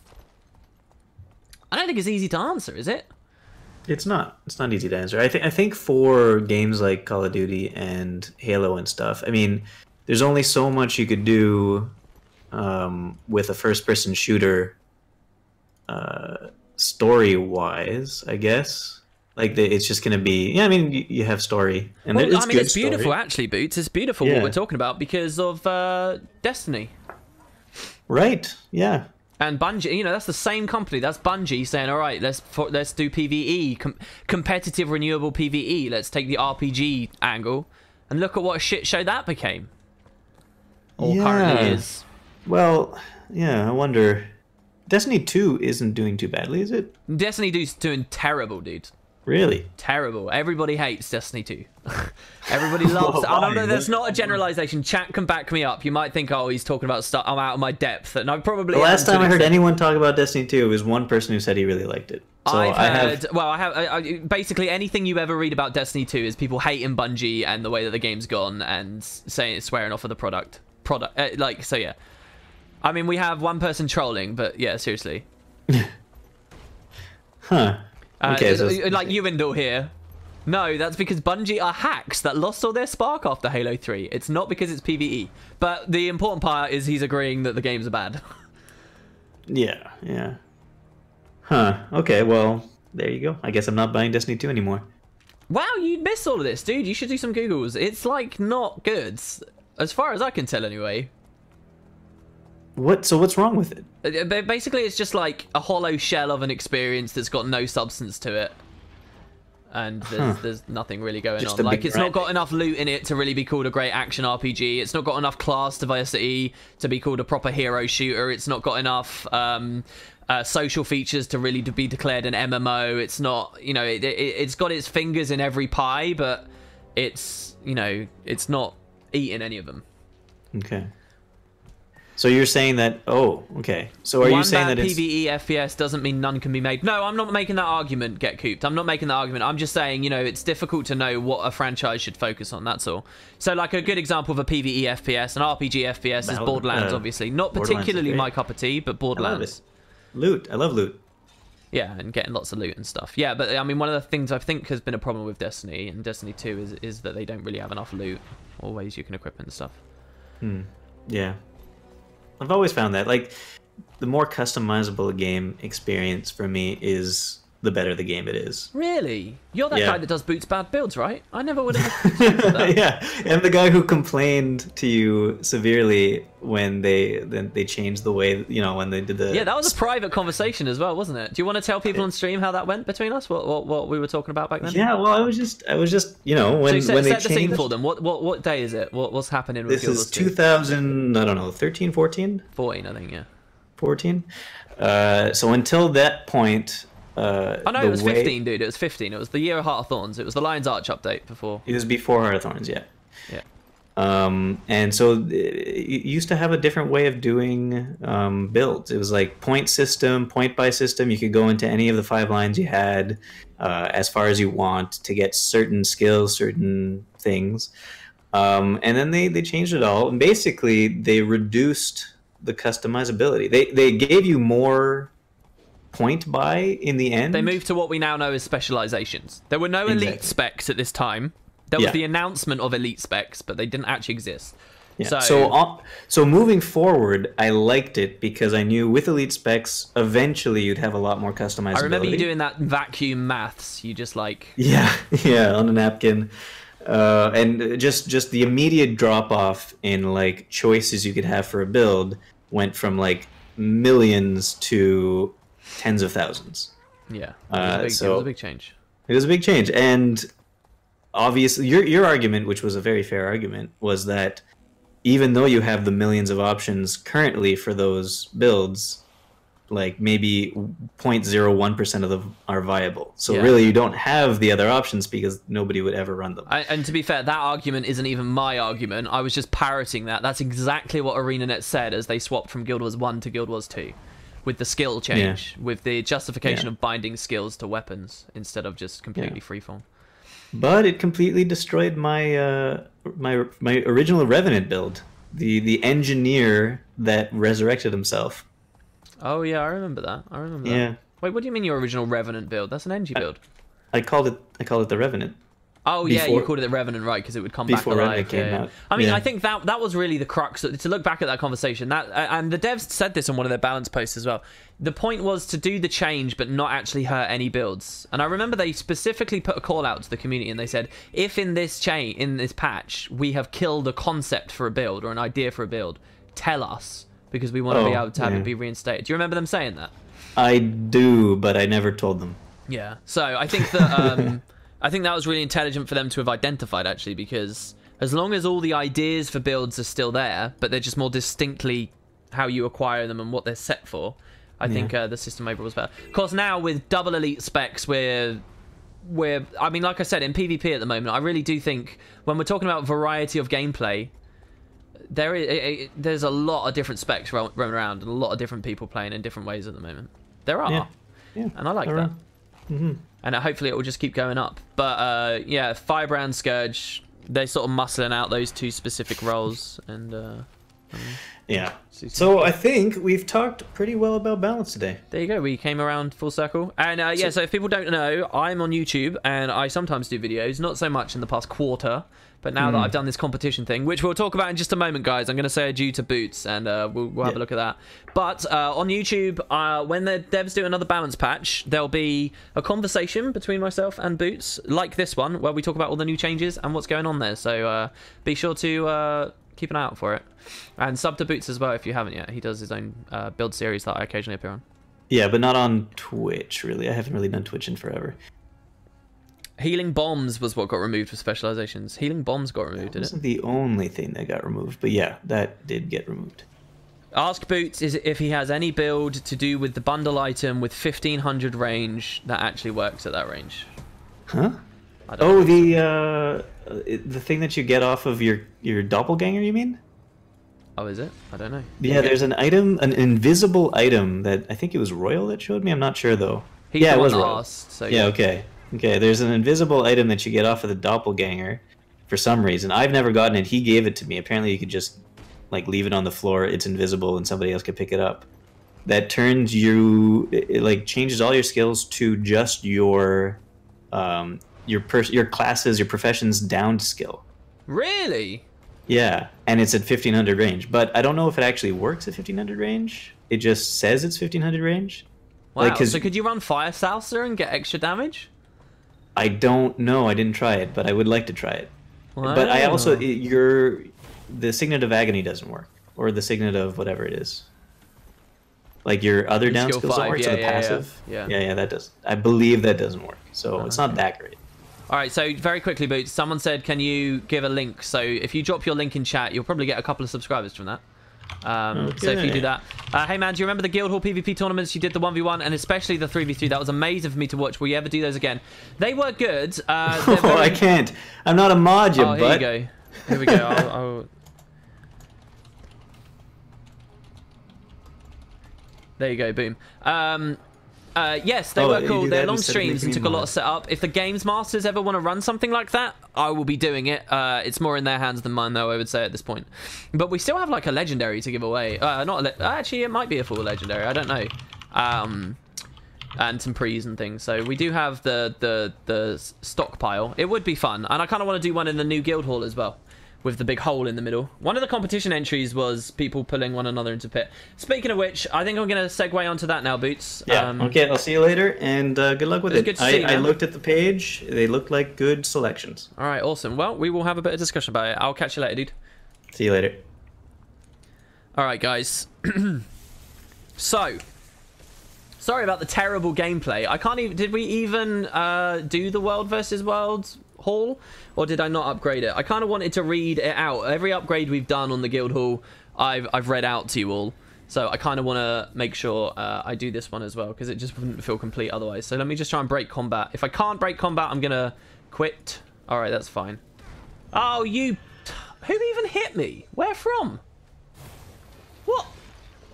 All right, I'm going to jump into the self for kill myself, and then we will quickly nip back to the Guildhall, make sure we've got the war room, and then what I'm going to do is I'm going to bring down the stream for about a second or two, and retitle it, and we will do the competition judging. I'm a bit frustrated, though, because the way I wanted to do this stream was scrolling through the browser window and stuff, which we've now discovered doesn't even work. So it will be a little bit more fiddly for me, but I think we'll be able to do it quite comfortably. Since I can click at least. I can't scroll, but I can click, so I can run the various submissions. We might end up watching a few YouTube ads. I'm not really sure how that'll work, but we will see how that runs. And sorry about missing a lot of chat throughout that, obviously, but it gets even harder when there's another person in the conversation. I don't want to be rude and, you know, cut Boots off for something you guys said all the time. So, yeah, let's just quickly go grab the World versus World thing. Did I just have a duck? I think I did have a duck. I think I vaguely heard a duck. Hold on, let me check my thing, which I didn't even have open. Where is the war room? I mean, we withstood it for ages. Was it round here on the right? I did. It's Ewendell. Ewendell, it's great to see you, man. This year, I'll have to pay 100% more tax. And as a result, I'll have to cut approximately 100% of my donation amount. However, because of Brexit, the pound is in the shitter. So all in all, you still receive £5. Thanks, man. I mean, yeah, this is why I'm an advocate for the that big juicy bill we're having to pay to leave the EU for what benefits I still can't quite figure out. That's really cool, dude. Thank you very, very much. And that's really nice. Also, Filmer earlier gave me a donation of 50 SEK, which I'm not really sure what value SEK is, but I'm gonna act and assume it's an incredible amount. And thank you very much, dude. Looking forward to having my cravings for WP videos satisfied soon. Love your content, Mr. Multifaceted. Now, a certain judge, congrats. Now go through and I'll see you. Oh, you got to go now. I'll see you Saturday. Oh, sorry, dude. Well, he didn't even realize that I missed it then because he had to leave. But that's very cool, dude. Thank you very much as well. That's really, really sweet of you. Yeah, it's Swedish krona, isn't it? I wanted to say it was Swedish krona, but I was too scared to go out on a limb and properly say it. I still don't know where the room is. I mean, we withstood it earlier. That's the crystal. Oh, here you go. It's next to the crystal. It's over here. We're fine. All right, so let's quickly do this upgrade. Oh, we did do it. So this was... Oh, no, we didn't. So Guildhall claiming... We're going to get the World versus World mission slot. I'm sure people will like that. So it's going to cost us 25 badges of tribute, 300 cured thick leather squares, 100 bolts of silk, 25 globs of ectoplasm, 30 alpha siege golems, 50 large claws, 50 intricate totems, and 50 leaf fossils. We're going to unlock a weekly mission slot that will only generate World versus World missions and is unaffected by the guild's mission preference. So there you go. War Room Restoration 1 was required for that.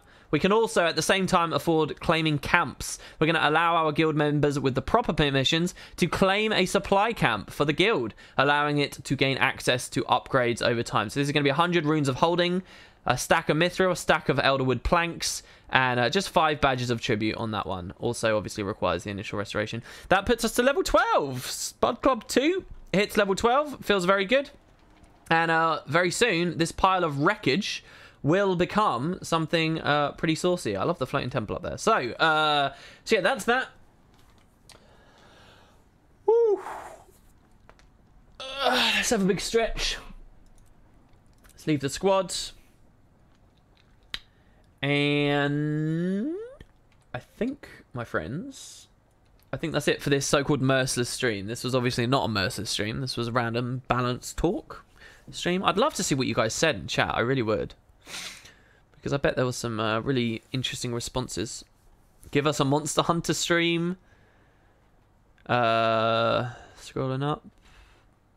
That change killed your bomb NG. I mean, all the messages are so far away now that they've probably scrolled off completely. Yeah, a bit of Destiny 2 talk. All right, well, anyway. Okay, so guys, here's the way it's going to work. I am live on stream going to give away about 60,000 gold worth of loot. Seriously. You're going to watch me give away about 60,000 gold worth of loot. Actually, that's a lie. It's not 60,000 because a lot of it's the gems, which we're not getting. So the gems Waldir is helping me give away.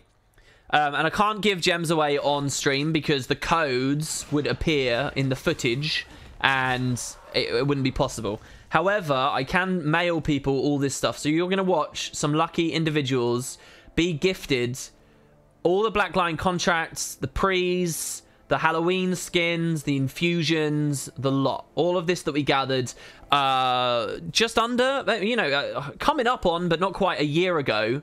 You saw me get all of these. And they've been sitting on this character, artificially inflating the value of my account on Guild Wars 2 efficiency for a long time now. And now comes the sad moment where I have to say goodbye to all of this. And other people win all the glorious good stuff. All the legendaries. So we're going to give it all away. I should have done this explanation after restarting the stream. But so I'm gonna turn it off. I'm going to change the title and tweet it out. And we will do it. So let's do it. Double streams. Back to back.